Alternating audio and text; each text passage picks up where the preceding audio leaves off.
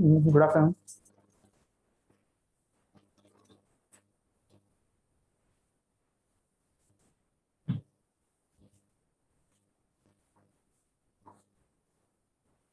Good afternoon.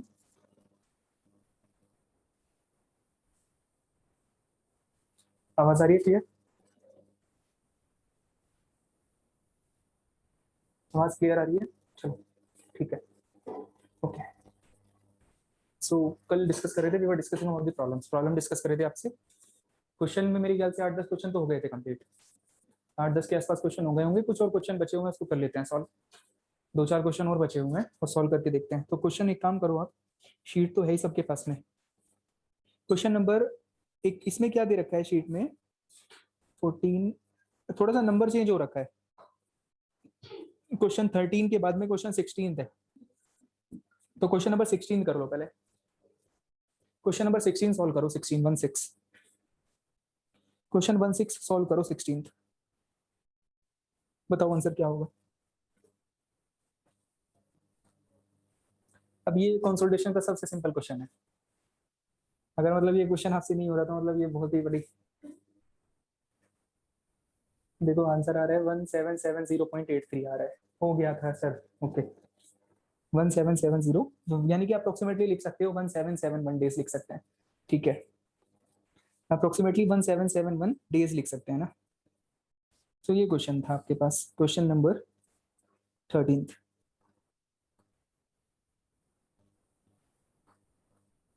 That was question number 13। बताओ कोई doubt है 13 क्वेश्चन में? क्वेश्चन 13 बताइए एक बारी। 13 में किसी को कोई किसी तरह की दिक्कत है? क्वेश्चन नंबर 13 में, 13 में प्रॉब्लम है कोई? बताओ 13 क्वेश्चन का बताओ। 13 क्वेश्चन में दिक्कत है कोई? बोलो, बताओ। अब बता नहीं रहे। इसमें थोड़ा सा डिफरेंस है बस। देखो जरा क्या है आपके पास। अच्छा, ये ऐसा ही क्वेश्चन है क्या? क्या कह रहे हैं क्वेश्चन में कि भाई ये कंडीशन दे रखी है आपको, T90 दे रखा है, क्ले दे रखी है, CV दे रखा है, ये दे रखा है। For the given ground condition the time in this round off to the nearest integer to achieve 90% consolidation. Yes, 13th में है सर। क्या है 13th में? 13th में दिक्कत है। ओके, चलो अभी देखेंगे क्या दिक्कत है 13th में, डिस्कस करेंगे इसको ना, अब देख लेंगे। ये 16 क्लियर आई थिंक सभी को। इसमें V और H का रेशियो कितना होगा? V और H का रेशियो नहीं दे रखा है इसमें। V और H का रेशियो नहीं दिया है। अगर नहीं दिया तो 2:1 मान के चल लेते ना। अगर रेशियो नहीं दिया तो 2:1 मान लेते, बाकी उसकी रिक्वायरमेंट नहीं पड़ेगी। उसकी रिक्वायरमेंट नहीं पड़ेगी कि कितना है। क्या है आपके पास में? सिंपल कि भाई T90 दे रखा है आपको इस क्वेश्चन में। 16 का देख लो एक बार। क्वेश्चन नंबर 16 की क्या कंडीशन है? कंडीशन ये है आपके पास, सॉइल सैंपल दे रखा है आपको, क्ले लेयर है, ऊपर सैंड है। तो ये बताओ ये वन वे ड्रेनेज है, टू वे ड्रेनेज है? वन वे ड्रेनेज है, टू वे ड्रेनेज है? 16 में वन वे और two way? One way drainage और टू वे ड्रेनेज? कौन सा ड्रेनेज है? वन वे ड्रेनेज है आपके पास में। वन वे ड्रेनेज कंडीशन है तो सिंपल सा क्वेश्चन है बिल्कुल। फॉर्मूला होता है TV is equal to CV into T by D square. अब यहाँ पे 90 दे रखा है इसने, 90% दे रखा है ना, तो 90 के लिए लिखोगे TV 90 is equal to CV into T90 by D square हो जाएगा। सारी वैल्यू है आपके पास, सारी वैल्यू तो दे रखी है। वन वे ड्रेनेज की कंडीशन है, कंडीशन है वन वे ड्रेनेज वाली कंडीशन है आपके पास में। तो अगर कंडीशन वन वे ड्रेनेज की है, CV आपको पता ही है, तो भाई यहाँ से T90 कितना हो, T90 कितना होगा? T90 हो जाएगा बिल्कुल TV 90 D square by CV। ये हो जाएगा आंसर। इसमें देख लो सॉल्व कर कर कितना आता है। सॉल्व करके देख लो, बताओ कितना आ रहा है। सिंपल सा एक्सप्रेशन था बस, बहुत सिंपल क्वेश्चन है। इससे सिंपल तो कोई है ही नहीं क्वेश्चन आपका पूरे टॉपिक में।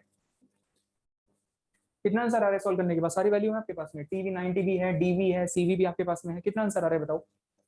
आंसर क्या है? आंसर आंसर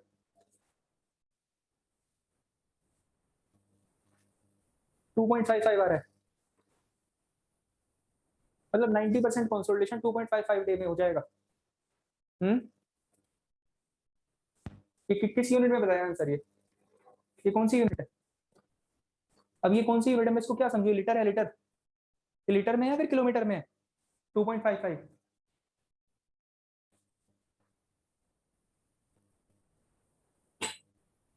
बोलो। 2.55 आ रहा है आंसर। ये क्या क्या आएगा इसको सॉल्व करने के बाद?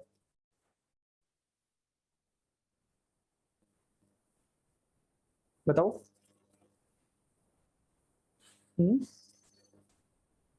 समझ नहीं आ रहा।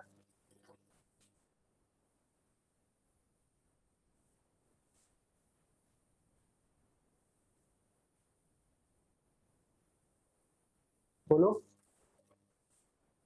वो बता नहीं रहा कुछ भी।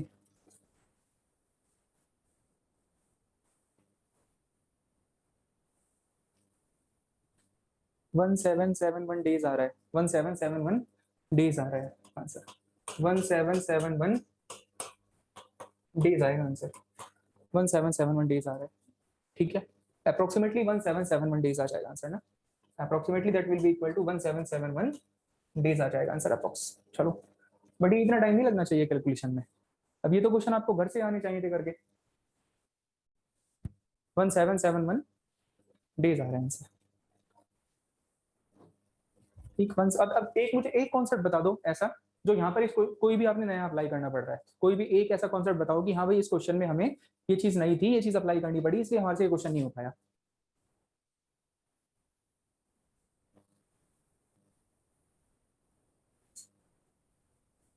ऐसा तो कुछ था ही नहीं जो नया अप्लाई करना पड़ेगा इस क्वेश्चन में। चलो ठीक है, आंसर कितना आएगा आपके पास में? आंसर आएगा 1771 डेज आ जाएगा answer. Okay, answer will be 1771 days आएगा। चलिए नेक्स्ट करते हैं क्वेश्चन, नेक्स्ट क्वेश्चन करेंगे। So the next of the question जो आपको करना है बेसिकली, नेक्स्ट क्वेश्चन करो कौन सा, नेक्स्ट क्वेश्चन कर लो। क्वेश्चन नंबर शुरू करो, क्वेश्चन नंबर 12 करो, 12, क्वेश्चन नंबर 12 करो, 1 2।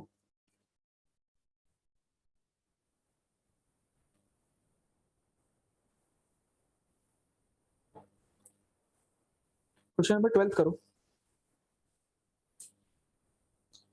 12।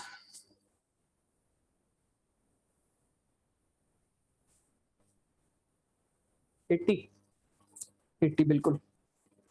चलो ठीक है, 80 आ जाएगा। और दूसरे पार्ट का आंसर कितना आ रहा है?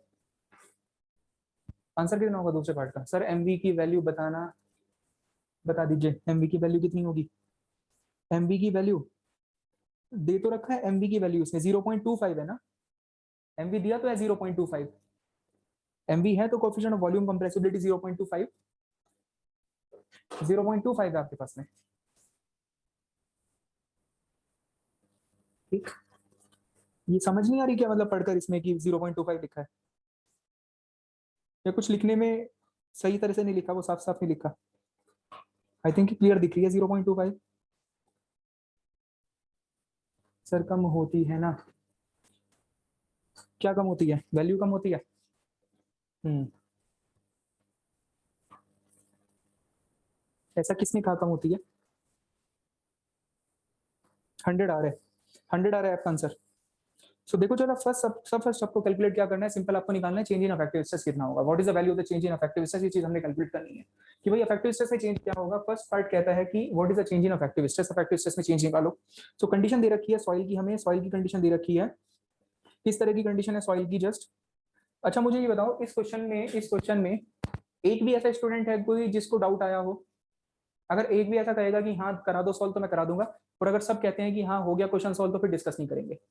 बताओ जरा, कोई भी एक भी स्टूडेंट जिससे ये क्वेश्चन नहीं हुआ बता दो, मैं यहाँ पे करा दूंगा। अगर हो गया सबसे तो फिर बताओ आगे क्वेश्चन पे चलते हैं, बोलो।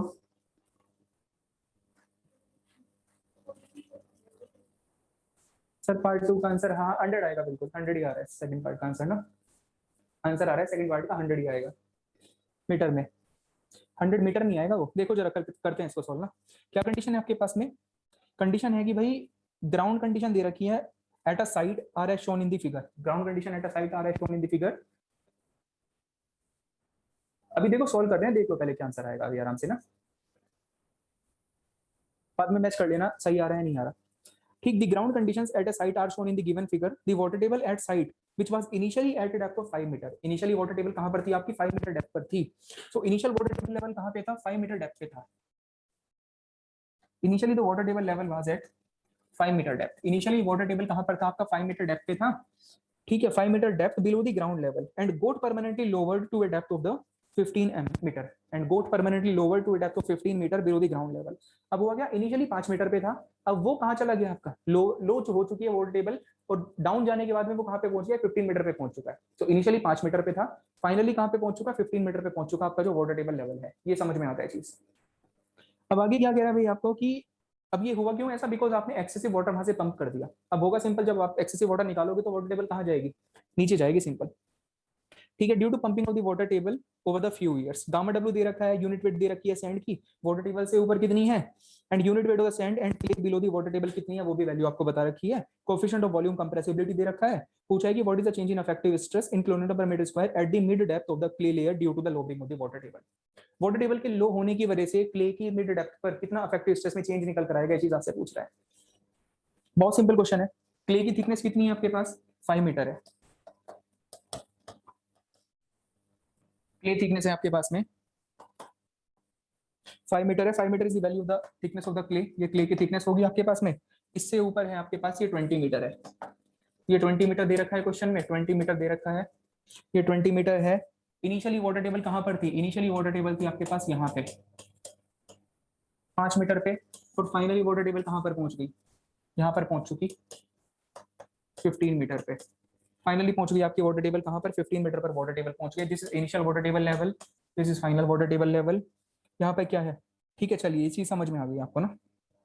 आई थिंक डायग्राम तो क्लियर होगा, इसमें तो कोई दिक्कत है नहीं। डायग्राम किस तरह से क्या निकालना है? Just change in effective stress निकालना है। चेंज इन इफेक्टिव स्ट्रेस कैसे निकालोगे? Final minus initial, final minus initial. Final effective stress कितना होगा? कहां पर निकालना है effective stress? Eight the mid of the clay layer पे। क्ले लेयर के मिड पे निकालना है इफेक्टिव स्ट्रेस, क्ले लेयर के मिड पे। फाइनल माइनस इनिशियल होगा, सिंपल, फाइनल माइनस इनिशियल। सो ये क्या है? इनिशियल लेवल था, this is initial level and this is final level. ये इनिशियल है और ये क्या है आपके पास में? फाइनल लेवल है। तो निकालो जरा, सिग्मा बार फाइनल कितना होगा? that will be equal to total minus 4 water pressure, that will be equal to total minus 4 water pressure। Total कितना होगा यहाँ पर? टोटल कितना होगा स्ट्रेस यहाँ पे? वाटर टेबल से ऊपर यूनिट वेट कितना दे रखा है आपको? 18 दे रखा है। तो मुझे बताओ 18 के साथ किसको मल्टीप्लाई करोगे? फाइनल इफेक्टिव स्ट्रेस निकाल रहे हैं, पहले टोटल स्ट्रेस लिखोगे, 18 के साथ क्या मल्टीप्लाई होगा? कौन सी डेप्थ? कितनी डेप्थ लिखी है 18 के साथ में? 5। मैं फाइनल पूछ रहा हूँ, फाइनल, फाइनल निकालना है, फाइनल।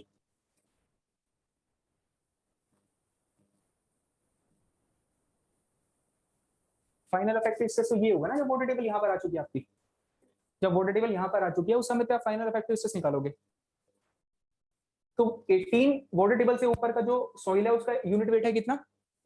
18 है। तो 18 के साथ तो ये मल्टीप्लाई होगी ना इस वाले केस में, 15 होगी multiply, simple. 18 into 15 plus water table से नीचे क्या है? 20 है। 20 इंटू, अब 20 के साथ कितनी डेप्थ को मल्टीप्लाई करें? 20 के साथ कौन सी डेप्थ मल्टीप्लाई होगी बताओ? 20 इंटू 5, 20 इंटू 5 हो जाएगी। 20 इंटू 5, और ये 2.5 कौन जोड़ेगा यहाँ पर? 2.5 ये भी तो है ना, 2.5 ये भी तो है, ये भी तो है ना 2.5। बताओ 2.5 ये भी तो थी। तो 7.5, 7.5, 22.5, 22.5 हो गया। चलो बढ़िया, ये कंडीशन आ गई। अब क्या करना है? -4 वाटर प्रेशर। 4 वाटर प्रेशर बताओ कितना होगा यहाँ पे? गामा डब्ल्यू दे रखा है आपको, कितना दिया है गामा डब्ल्यू? 9.81 या 10? 10 है। चलो 10 इंटू 10 के साथ किसे मल्टीप्लाई करेंगे? 7.5 मल्टीप्लाई होगा आपका। वाटर टेबल कितना ऊपर है? 7.5 ऊपर है। सो कितना आ रहा है आंसर ये सॉल्व करने पे? कितनी वैल्यू आ रही? 345 आ रही है। सो वैल्यू आ जाएगी आपके पास में 345 आ रही है वैल्यू। चलो सो वैल्यू आ गई आपके पास में, कितनी वैल्यू आई? 345 किलो न्यूटन पर मीटर स्क्वायर वैल्यू आ गई। तो value will be 345 kilo Newton पर मीटर स्क्वायर आ जाएगी आंसर। अब क्या निकालना है? इनिशियल निकालो। इनिशियल कितना होगा? ये तो फाइनल आ गया, ये तो फाइनल आ गया आपके पास में कि भाई फाइनल इफेक्टिव स्ट्रेस कितना है। इनिशियल इफेक्टिव स्ट्रेस निकाल लो, इनिशियल कितना होगा? इनिशियल यहाँ पे लिख लेते हैं, सिग्मा, इसको नीचे ले आओ, सिग्मा इनिशियल इनिशियल कितना होगा, इनिशियल होगा total minus 4 water pressure, total minus 4 water pressure, that will B total minus 4 water pressure. Total बताओ कितना होगा जरा। इनिशियल वाटर टेबल थी आपकी यहाँ पर 5 मीटर पे थी, तो यानी कि 18 into 5, 18 into 5 minus 20 into sorry plus 20 into कितना हो जाएगा ये 15, ये बची 1 सेकेंड, टोटल 20 था, यहाँ तक था टोटल 22.5, 22.5 में से आपकी 5 चली गई तो 17.5 बच गया, 17.5। क्लियर है? 17.5, यस 17.5 माइनस 9.81 इंटू कितना होगा पोर वाटर प्रेशर, 9.81 इंटू 17.5, ठीक है 17.5 आ जाएगा। 17.5 कितना आ रहा है सॉल्व करने पे? अच्छा ये 10 दे रखा है आपको, तो ये 10 है, इसको 10 लिख लो, ये 10 हो जाएगा ना। कितना आ गया बताओ, कितना आ रहा है 265 ना। सो इनिशियली आ गया आपके पास में कितना 265 आ गया, इनिशियली आ गया 265 किलो न्यूटन पर मीटर स्क्वायर आ जाएगा। इनिशियल हो गया, फाइनल हो गया, चेंज निकालना था, चेंज मतलब फाइनल माइनस इनिशियल। तो delta effective stress, change in effective stress is equal to what, final minus initial कितना आ रहा है, आंसर आ जाएगा आपके पास में 80 किलो न्यूटन पर मीटर स्क्वायर आ जाएगा, 80 किलो न्यूटन पर मीटर स्क्वायर आ जाएगा आंसर। क्लियर है? आया 80 किलो न्यूटन पर मीटर स्क्वायर? सिंपल क्वेश्चन था, बताओ। अब ऐसा एक भी टॉपिक देख लो आप चेक करके, जितने भी टॉपिक अभी तक आपने पढ़ लिए कि एक भी टॉपिक ऐसा देखो जिसमें इफेक्टिव स्ट्रेस कैलकुलेट नहीं करना पड़ता। अब अगर कोई ऐसा स्टूडेंट है जिसने इफेक्टिव स्ट्रेस ही छोड़ दिया टॉपिक, तो वो कैसे समझेगा आगे चीजें। और इफेक्टिव स्ट्रेस में फॉर्मूले यूज होते हैं चैप्टर 1 वाले, प्रॉपर्टीज वाले, गामा सैचुरेटेड निकालो, गामा बल्क निकालो, गामा ड्राई निकालो, वो फॉर्मूले यूज होते हैं। बताओ किस तरह से लिंक है पूरा का पूरा सब्जेक्ट। चलिए बी पार्ट क्या कहता है, बी पार्ट में आपसे पूछा है कि भाई सेटलमेंट बता दीजिए कितना होगा, what will be the value of the settlement, कितना आ रहा है सेटलमेंट एमएम में, बताओ एमएम में कितना आ रहा है, एमएम में कितना आ रहा है, एमएम में कितना आ रहा है सेटलमेंट। हाँ ये आ रही है वैल्यू 100 100 100, ये तो नहीं आना चाहिए, एक सेकंड, यूनिट्स कहीं गलत तो नहीं दे दी इसमें क्वेश्चन में। 0.25 किलोमीटर पर मीटर स्क्वायर, एक सेकंड, क्या पूछा है आपसे, what is the compression of the layer in mm due to the lowering of the water table, lowering of the water table की वजह से कितना सेटलमेंट होगा इस लेयर में। सर एमवी की वैल्यू 0.25 into 10 to the power minus kilo newton, हाँ वही लग रहा है मुझे भी, ये 10 टू द पावर माइनस 3 हो गया। आई थिंक इसमें शायद कहीं पे गड़बड़ लिखी हुई है, गलती कर रखी है, मतलब आपने ना लिखने में गलती हो रखी है इसमें शायद। 0.25 into 10 to the power minus 3 होगी वो शायद वैल्यू, या 0.25 into 10 to the power minus 3 होगी वैल्यू वो। तभी आएगा कौन सा निकल कर, देख लो इसको चेक करके। सिंपल क्या है आपके पास क्वेश्चन है, आपको सेटलमेंट निकालना है, डेल्टा एच निकालना है। सो अगर डेल्टा एच निकालना है, डेल्टा एच निकालना है मतलब आपको क्या, M V into H I into M V into H I into into कितना हो जाएगा डेल्टा सिग्मा बार, ये होता है डेल्टा सिग्मा बार, ये सर का 100 mm आ जाएगा इंटू डेल्टा सिग्मा बार हो गया ना, डेल्टा सिग्मा बार हो गया। एमवी की वैल्यू कितनी रखी है इसमें 0.25, एच आई कितना होगा बताओ जरा, एच आई की वैल्यू कितनी है, ये है मीटर स्क्वायर पर किलो न्यूटन में है, इंटू एच आई कितना है आपके पास में, एच आई है 5 है, एच आई आपके पास में 5 मीटर है, 5 मीटर है, और ये कितना आया 80 किलो न्यूटन पर मीटर स्क्वायर, 80 किलो न्यूटन पर मीटर स्क्वायर ये आ रहा है आपके पास। तो इससे सॉल्व करके कितना आ रहा है आंसर, यहाँ से सॉल्व करके आंसर कितना आता है, इस एक्सप्रेशन को सॉल्व करके कितना आ रहा है आंसर 100 मीटर आ रहा है। हाँ तो वो वही है same reason, 10 to the power minus 3 होगा वो शायद, तो ये आ रहा है आपके पास 100 मीटर आ रहा है, ठीक है। और इसको एक काम कर लो, into 10 to the power minus 3 consider कर लो यहाँ पर, अगर 10 to the power minus 3 consider करोगे तो कितना हो गया 100 mm हो जाएगा। उसमें चेंज कर लेना थोड़ा सा वैल्यू में ना, कॉन्सेप्ट तो वो है ही वही सेम है, बट थोड़ा सा वैल्यू का रहा होगा कुछ इस तरह का डिफरेंस। ठीक, बताओ कोई दिक्कत है इस क्वेश्चन में, ये क्वेश्चन क्लियर है, कैसे करना है बताइए, इसमें दिक्कत कोई क्वेश्चन में, बोलो। ये क्लियर है क्वेश्चन, चलो ठीक है, ये भी हो गया। अब इसमें नेक्स्ट आओ, नेक्स्ट क्वेश्चन करो जरा, नेक्स्ट क्वेश्चन करो, कौन सा क्वेश्चन करेंगे नेक्स्ट, नेक्स्ट करो ये वाला क्वेश्चन आप, आई थिंक ये 15 तो हो ही गया था, क्वेश्चन 14 करो, 14 क्वेश्चन 14 बताओ, सॉल्व करो। 14th के जैसा सेम क्वेश्चन मैंने करवा दिया था क्लास में, 14th के जैसा एक सेम क्वेश्चन आपने क्लास में कर लिया था। अब ये लाइंस थोड़ी सी इंक्लाइंड सी हो गई ना, क्योंकि हाथ से बना हुआ है डायग्राम।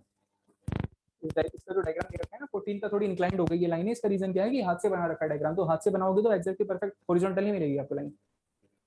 कोई स्केल लेके तो बनाया नहीं था वो डायग्राम। करो सॉल्व। कितना आएगा? 53.25 mm आंसर।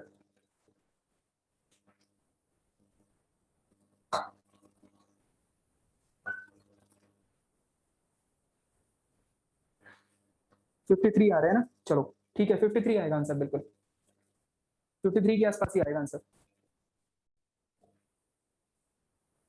आंसर आएगा 53 के आसपास ही आएगा आपका आंसर।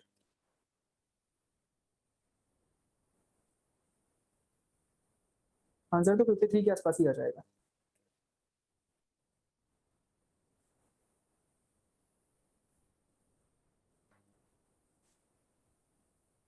बोलो, हो रहा है किसी का आंसर 53? बताइए। 53 आया आंसर?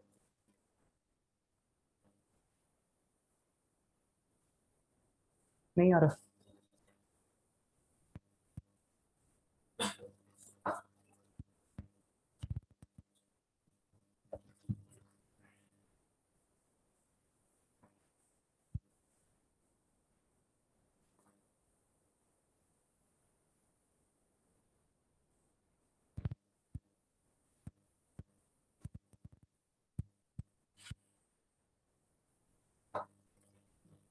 देखो एग्जैक्टली ऐसा सेम क्वेश्चन एक करवाया था क्लास में कल।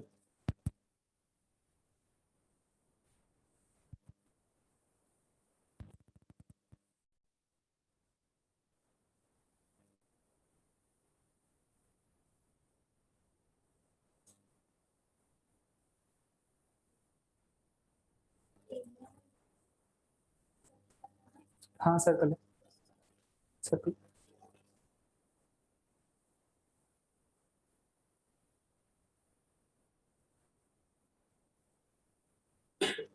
नहीं आ रहा आंसर?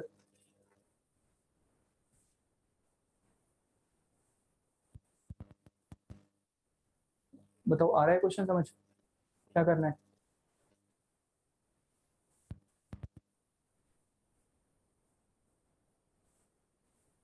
हम्म,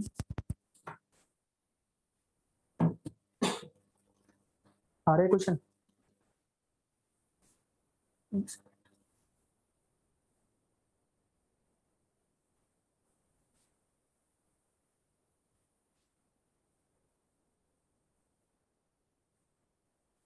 हाँ करो।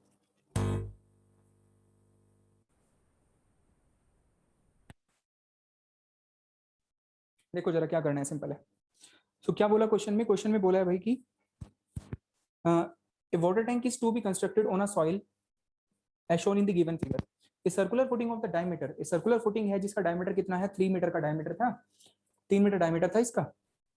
And depth of embedment 1 metre has been designed to support the tank load, to support the tank, to support the tank. मतलब कोई टैंक है, टैंक को सपोर्ट कराने के लिए आपने कोई एक सर्कुलर फुटिंग वहां पे डाल दी। टैंक को सपोर्ट करवाना था, टैंक के लोड को, उसको सपोर्ट कराने के लिए आपने वहां पे क्या करा? एक सर्कुलर फुटिंग डाल दी। सर्कुलर फुटिंग का डायमीटर कितना है? 3 मीटर आपके पास में डायमीटर है। 46.98 नहीं आ रहा है, नहीं ये नहीं आएगा आंसर। 53 आएगा आंसर, 53 के आसपास। तो होगा क्या आपके पास में कि भाई आपने वहां पे 3 मीटर डायमीटर की फुटिंग डाल दी कोई, तो आपने 3 मीटर डायमीटर की फुटिंग डाली वहां पे। अब उसको सपोर्ट, वो फुटिंग क्या करेगी? सपोर्ट करेगी किसको? लोड को। वो फुटिंग सपोर्ट करेगी किसको? लोड को सपोर्ट करेगी। क्लियर है? टैंक के लोड को सपोर्ट करेगी। अब इसने बोला कि जो फुटिंग है आपके पास में, जो सर्कुलर फुटिंग है, वो ग्राउंड के ऊपर 1 मीटर डेप्थ नीचे तक जा रखी है। The depth of the embedment is 1 metre inside the ground. Ground के अंदर कितना है? 1 मीटर डेप्थ है एम्बेडमेंट की, यानी कि फुटिंग को आपने ग्राउंड के नीचे 1 मीटर डेप्थ तक नीचे पहुंचाया हुआ है। आगे क्या बोल रहे हैं आपको कि भाई बाकी डाटा दे रखा है। Total vertical load to be taken by the footing is what? 1500 kilo newton. 1500, हाँ 15 किलो न्यूटन, 1500 किलो न्यूटन है। ठीक है, गामा डब्ल्यू दे रखा है, लोड डिस्पर्सन पैटर्न दे रखा है। Expected settlement of the tank due to the primary consolidation of the clay layer will be. Settlement बताना है क्ले लेयर का कितना होगा। सो सिंपल सा क्वेश्चन था, बताओ। ये कंडीशन है आपके पास में, 2 मीटर है, ये कितना है आपके पास? 6 मीटर है, एंड लास्ट में कितना है? 10 मीटर है, दिस इज 2 मीटर, ये 2 मीटर हो गया, ये हो गया आपको क्या 6 मीटर हो गया, एंड ये कितना हो गया 10 मीटर हो गया, ये हो गया आपके पास में 10 मीटर हो जाएगा। ये हो गई आपके पास में 10 मीटर हो गई। अब नेक्स्ट क्या हुआ, कंडीशन क्या दे रखी है, ऊपर आपके पास में सिल्टी सैंड है, this is silty sand, silty sand है, इधर क्या है आपके पास में सैंड है, एंड लास्ट में क्या है आपके पास में क्ले दे रखी है। इन दी एंड क्या है आपके पास में लास्ट में दे रखी है आपको क्या क्ले सॉइल दे रखी है, क्ले दे रखी है, वैल्यू दे रखी है सबकी, यहाँ पे गामा बल्क दे रखा है 15 किलो न्यूटन पर मीटर क्यूब दे रखा है, 15 किलो न्यूटन पर मीटर क्यूब दिया हुआ है। इनफैक्ट इसको हटा लो यहाँ से ना, ये कोई गड़बड़ करेगा फिर। 15 दे दिया, सारी डाटा हमें दे रखे हैं। वाटर टेबल कहाँ पर है, ये है वाटर टेबल आपके पास में, ये वाटर टेबल है।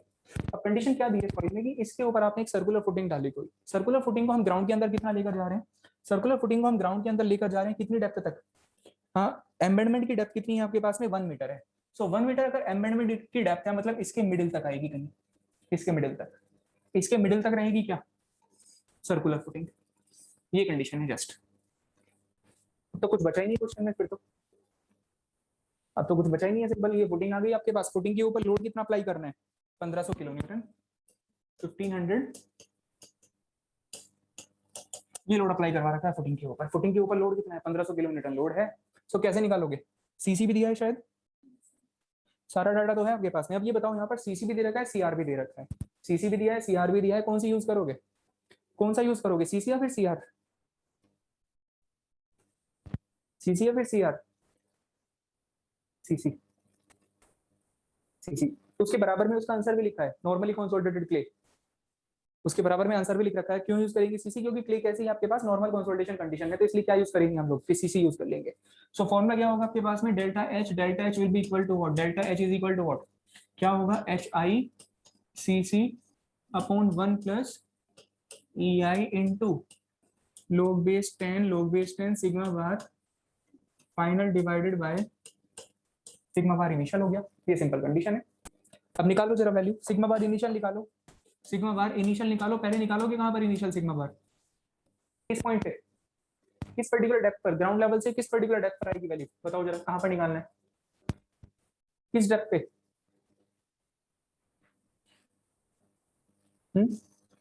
कहां पे निकालेंगे, क्ले के मिडिल पर, कहां पे निकालेंगे, क्ले के मिडिल पर, यानी कि 6 8 8 और 5 13, यस क्ले के मिड पे निकाल लेंगे। सो क्ले के मिड पे निकालोगे इसको, यहाँ पे निकलेगा ना क्ले के मिड पे, क्ले के मिड पर निकालेंगे, वो कल बताया बेटा उसका क्या करना है। सो क्ले के मिड पे निकालेंगे वैल्यू, निकालो जरा क्ले के मिड पे क्या निकलेगी वैल्यू आपके पास में, निकालो 13 मीटर पे क्या वैल्यू होगी। क्या करना है हमने, देखो जरा सिल्टी सैंड है तो बताओ जरा टोटल माइनस 4 वाटर प्रेशर मतलब कितना हो जाएगा 18 इंटू 2 प्लस 6 इंटू 10, हाँ 6 इंटू 18 होगा यहाँ पर, ये तो सैचुरेटेड होगी ना, कुछ दे रखी है वैल्यू यहाँ पर सैचुरेटेड की 18 ही दे रखी है, और इससे ऊपर 15 होगी ना वो 15, और ये कितना है 18 है, 18 इंटू इंटू कितना होगा, सॉरी हाँ प्लस 5 इंटू 18 हो गया, 5 इंटू 18 ये तो निकल गया total stress minus 4 water pressure gamma W into कितनी डेप्थ होगी बताओ, 6 और 5 11, कितनी वैल्यू आ रही है इनिशियल की, इनिशियल की वैल्यू कितनी आ रही है 118 आ रही है वैल्यू, चलो ठीक है 118 आ गई वैल्यू 118,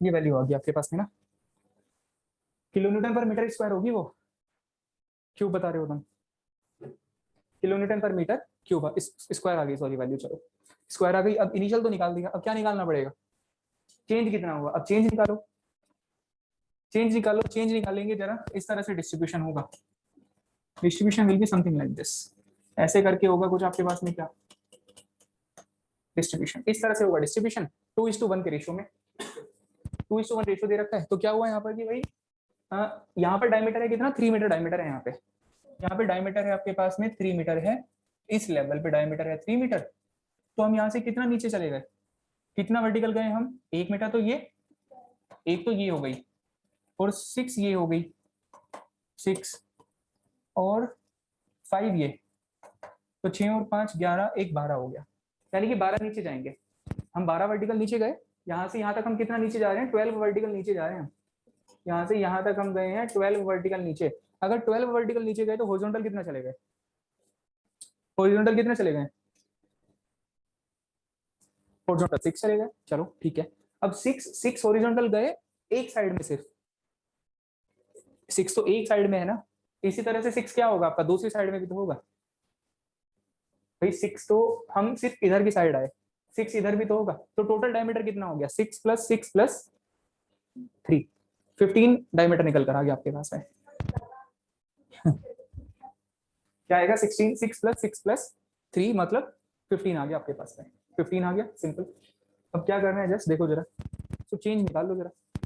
तो delta change in effective stress will be equal to what, कितना था, 15 था, kilo newton by pi by 4 into 15 square, कितना आ रहा है वैल्यू, कितनी आई वैल्यू। इसमें 13 वर्टिकल नहीं होगा सर, 13 वर्टिकल नहीं है इसमें, क्या 13 वर्टिकल नहीं है, कहाँ पर 13 वर्टिकल नहीं है, कहाँ पर बात कर रहे हैं आप। हाँ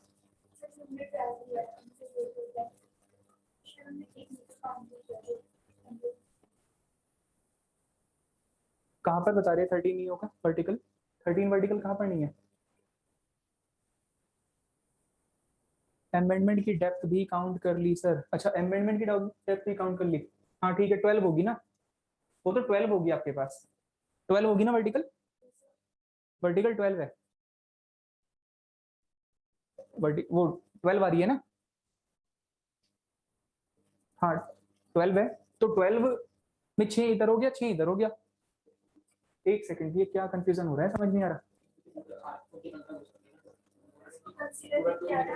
हाँ हाँ, तो उसको कंसिडर करना भी नहीं है, अच्छा ठीक है, चलो ठीक है, समझ गए ना, समझ गए मतलब, चलो ठीक है, ठीक। तो 12 आ रही है ना, तो कितना आएगा, ये तो 15 ही आ रहा है ना, कितनी वैल्यू आ रही है, 8.488488 किलो न्यूटन पर मीटर स्क्वायर। अब निकाल दो वैल्यू जरा, कितनी आ रही है, डेल्टा एच की वैल्यू बताओ कितनी आ रही है, एच आई कितना था, 5 है, एच आई तो 10 है आपके पास में, पूरी थिकनेस देखनी है ना, एच आई तो थिकनेस पूरी क्ले लेयर की, एच आई तो 10 होगा ना, 10 इंटू सी सी कितना है, 0.3, और ई आई कितना है,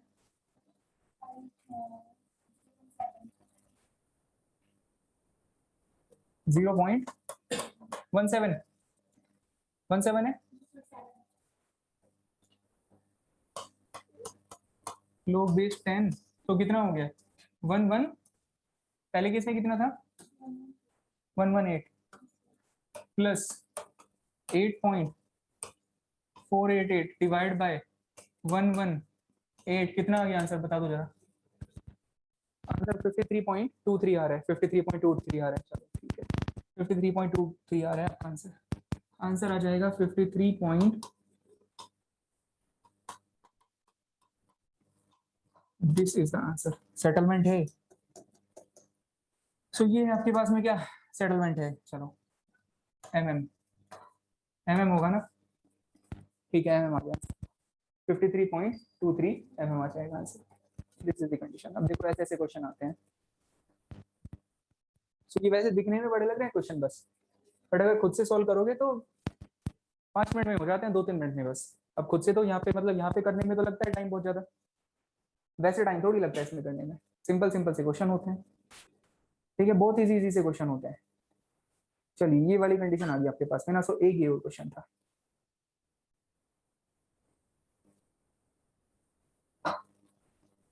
so this is the condition, ये कंडीशन है आपके पास में, ठीक है, दिस इज द कंडीशन। चलिए अब क्या बचता है नेक्स्ट,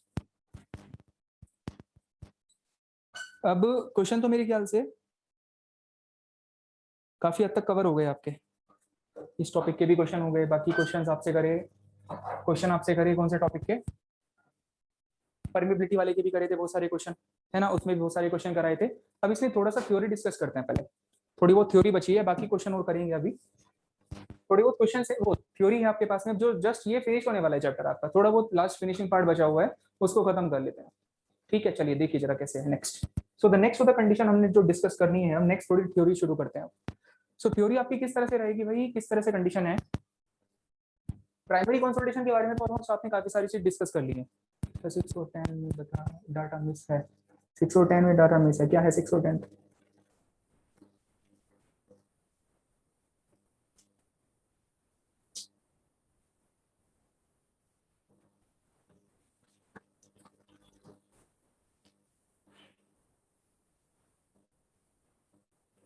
अब एक काम करो, इसका डाटा मैं एक बार चेक कर लूंगा ना, 10 में पॉइंट रेशियो की वैल्यू नहीं दी, मैं वही कह रहा हूँ कि इसका एक बार मैं डाटा चेक कर लूंगा, क्या डाटा, अगर कोई डाटा मिस होगा तो बाकी जो 2-3 क्वेश्चन है आपसे कल डिस्कस कर लेंगे, हो सकता है कि डाटा कोई मिस हो रखा हो। ठीक, मे भी पॉसिबिलिटी है कि कोई डाटा मिस हो रखा हो, तो मैं एक बार चेक कर लूंगा, इसको कंफर्म कर लूंगा, कोई कोई चीज हो जाती है छोटी छोटी। ठीक है, चलिए कल कर लेंगे इसको डिस्कस ना। अब नेक्स्ट शुरू करो आप लोग, नेक्स्ट क्या करना है, हमने नेक्स्ट आपके पास में थ्योरी डिस्कस करनी है, तो कंसोलिडेशन की बात कर रहे थे आपसे। कंसोलिडेशन में प्राइमरी से रिलेटेड तो ऑलमोस्ट आपके पास सारी चीजें हो गई हैं। मुझे बताओ एक बार जरा कि आपने गेट के कर लिए वो प्रॉब्लम सॉल्व प्रीवियस ईयर में जो आए हुए हैं इस टॉपिक से, इस चैप्टर से जो आए हुए क्वेश्चन है प्रीवियस ईयर में, वो कर लिए सॉल्व, नहीं करे? चलो बढ़िया, देखो जरा नेक्स्ट हेडिंग डालो, नेक्स्ट हेडिंग डालो, नेक्स्ट आपके पास में क्या। सो नेक्स्ट टॉपिक शुरू करना है, हेडिंग डाल लीजिए secondary consolidation settlement, secondary consolidation settlement, secondary consolidation settlement. The next of the point is secondary consolidation settlements. Next है secondary consolidation settlement. Secondary consolidation से related almost काफी सारी चीजें तो बताई रखी हैं, किस किस तरह से है, किसकी वजह से होता है secondary consolidation, what is the reason for secondary consolidation, what is the reason for secondary consolidation, क्या कारण होता है, क्यों होता था, एक वर्ड बता दो बस, पूरा स्टेटमेंट लिखने की रिक्वायरमेंट नहीं, एक वर्ड बता दीजिए क्यों होता था। प्लास्टिक बस, सिंपल, ठीक है, due to the plastic arrangement of the soil solids. अब ये बताओ प्लास्टिक अरेंजमेंट हुआ सॉइल सॉलिड्स का, इसके लिए कौन से वाला वाटर रिस्पॉन्सिबल था, इसके लिए वाटर कौन से वाला रिस्पॉन्सिबल था, कौन से वाला वाटर रिस्पॉन्सिबल था, एक्सेस। सेकेंडरी की बात चल रही है, प्राइमरी की बात खत्म हो चुकी, एड्सॉर्ब्ड वाटर था, एड्सॉर्ब्ड वाटर, एड्सॉर्ब्ड वाटर ही तो था कि एड्सॉर्ब्ड वाटर उसके ऊपर रहता है, पार्टिकल्स के ऊपर। अब बता रहे हो कोई पोर बता रहा है, भाई पोर वाटर तो है ही, पोर ही तो चल रहा है सारा, ये सारे पोर वाटर ही तो है, लेकिन पोर वाटर एड्सॉर्ब्ड पोर की कैटेगरी में नहीं आता है। पोर की कैटेगरी में कौन कौन से वाटर आते हैं, पोर की कैटेगरी में कौन कौन से वाटर आते हैं, पोर वाटर की कैटेगरी में कौन कौन से वाटर थे बताओ जरा, ये बताया हुआ पॉइंट है पहले, फिल्म हाइड्रोस्कोपिक आते हैं पोर की कैटेगरी में। और फिर ग्रेविटी वाटर कौन सी कैटेगरी में था, ग्रेविटी वाटर कौन सी कैटेगरी में आता है,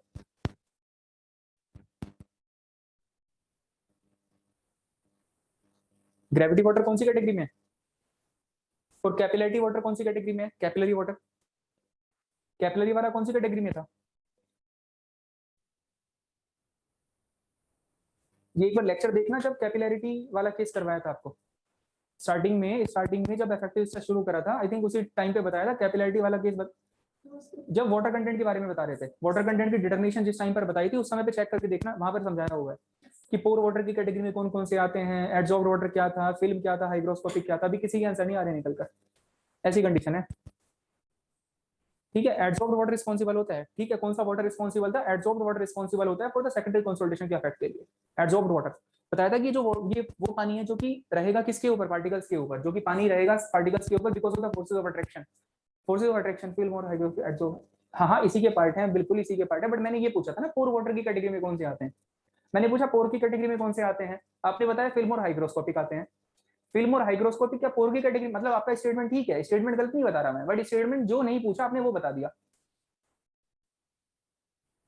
ठीक है, आपसे जो नहीं पूछा आपने वो स्टेटमेंट बता दिया। मैंने आपसे पूछा कि बताओ भाई, मैंने आपसे पूछा कि पोर वाटर की कैटेगरी में कौन सा आता है, आप बिल्कुल सही बता रहे हो, उसमें कोई किस तरह की दिक्कत नहीं है, बट आप मुझे क्या बता रहे हो, सिंपल आप बता रहे हो कि फिल्म एंड हाइग्रोस्कोपिक आते हैं, फिल्म एंड हाइग्रोस्कोपिक नहीं आता पोर की कैटेगरी में। पोर की कैटेगरी में कौन सा था आपका, मेरे ख्याल से ग्रेविटी वाटर था आपका एंड कैपिलरी वाटर था, yes gravity and capillary water था आपका फिल्म किसकी कैटेगरी में?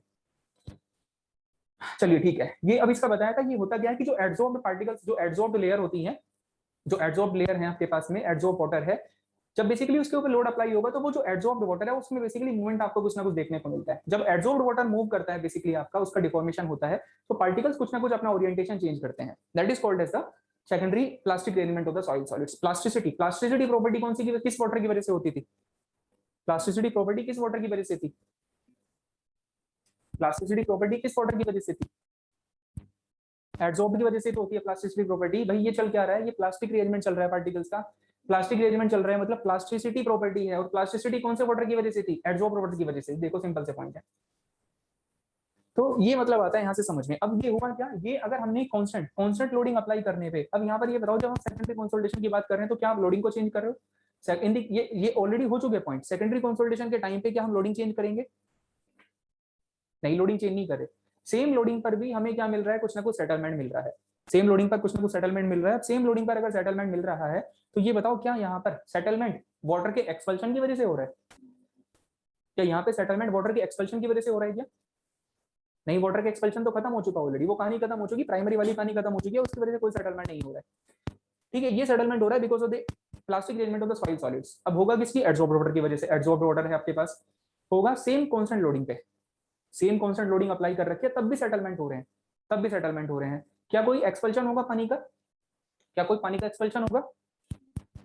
कोई किस तरह का पानी का एक्सपल्शन नहीं हो रहा है। There is no any kind of the expulsion of the water. ठीक है, चलिए, तो लोडिंग वाला तो आएगा ही नहीं यहाँ पर। लोडिंग के साथ में तो कोई वेरिएशन हो ही नहीं रहा है यहाँ पर। यहाँ पर वेरिएशन दिखेगा आपको विद टाइम। टाइम बढ़ता जा रहा है, टाइम बढ़ता जा रहा है, टाइम के बढ़ते बढ़ते कॉन्स्टेंट लोडिंग पर कुछ ना कुछ चेंज हो रहे हैं, वॉल्यूम के चेंज हो रहे हैं। वॉल्यूम के चेंज होने का मतलब क्या है? Change in the void ratio, change in the void ratio है। तो ये जो पॉइंट्स बताए इनको लिख लेते हैं, पहले इनको लिख लेंगे, पॉइंटों को लिखो। सेकेंडरी कंसोलिडेशन है आपके पास में। पोर वाटर, पोर वाटर की कैटेगरी में कौन कौन से आते हैं? पोर वाटर की कैटेगरी में आते हैं आपके पास capillary plus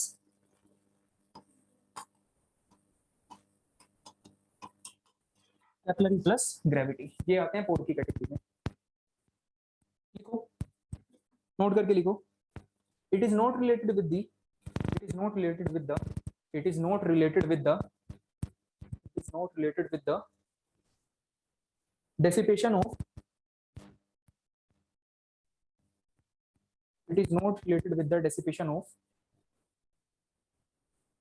it is not related with the dissipation of the excess pore water pressure. It is not related with the dissipation of excess pore water pressure.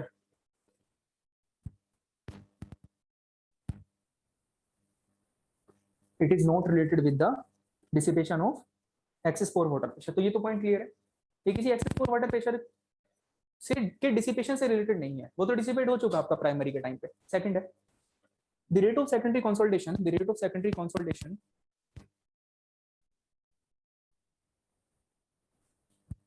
the rate of secondary consolidation is controlled by highly viscous, the rate of secondary consolidation is controlled by highly viscous adsorbed layer, is controlled by highly viscous adsorbed layer surrounding the clay particles, surrounding the clay particles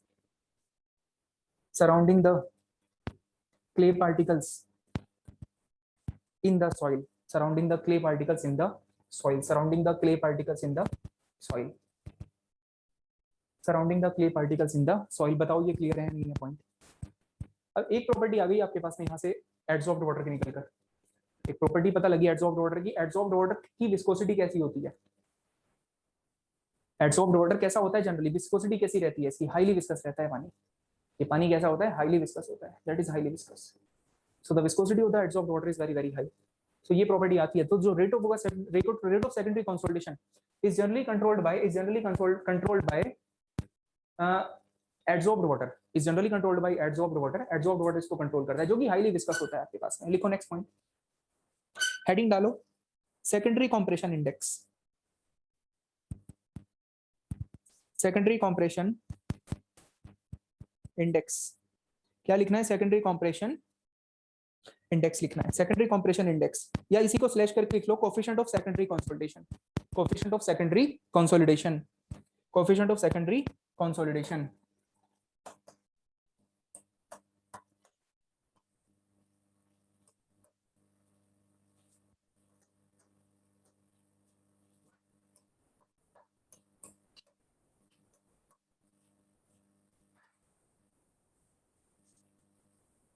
ये है simple, देखो note करो, लोग बेच 10 चल रहे हैं,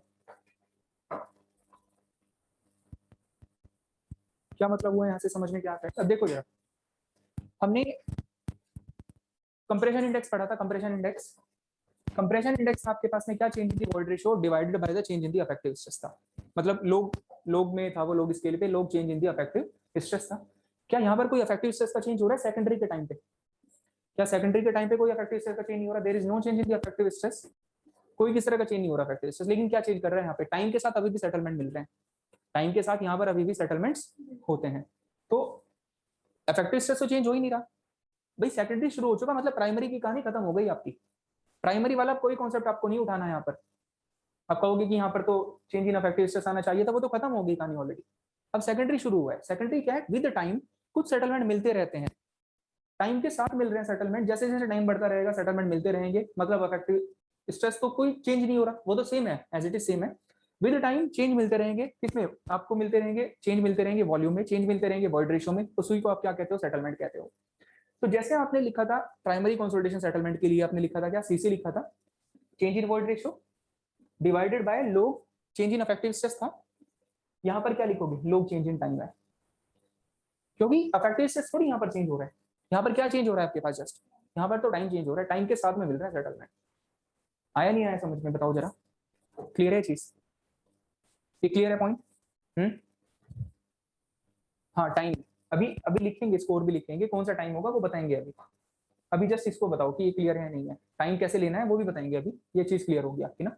चलिए ठीक है, अब लिखो नेक्स्ट, नेक्स्ट लिखो, नेक्स्ट पॉइंट लिखो।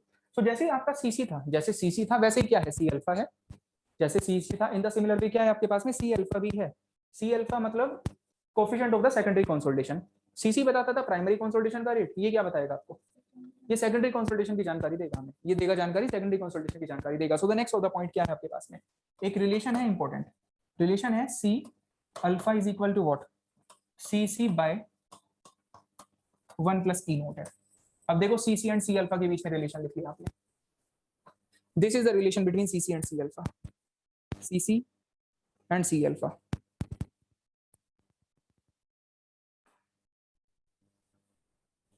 So percentage C alpha is equal to what? CC divided by 1 plus E naught, 1 plus E naught हो जाएगा, divided by 1 plus E naught हो जाएगा। चलिए divided by 1 plus E naught हो जाएगा। अब एक और चीज, सेम वही फॉर्मूले करने हैं जो वहां पर थे माइक। चलो देखो जरा, क्या देखना है आपको कि भाई सेकेंडरी सेटलमेंट, सेकेंडरी सेटलमेंट क्या फॉर्मूला था? प्राइमरी सेटलमेंट डेल्टा एच का हमने एक फॉर्मूला लिखा था, डेल्टा एच का एक आपके पास में फॉर्मूला था क्या?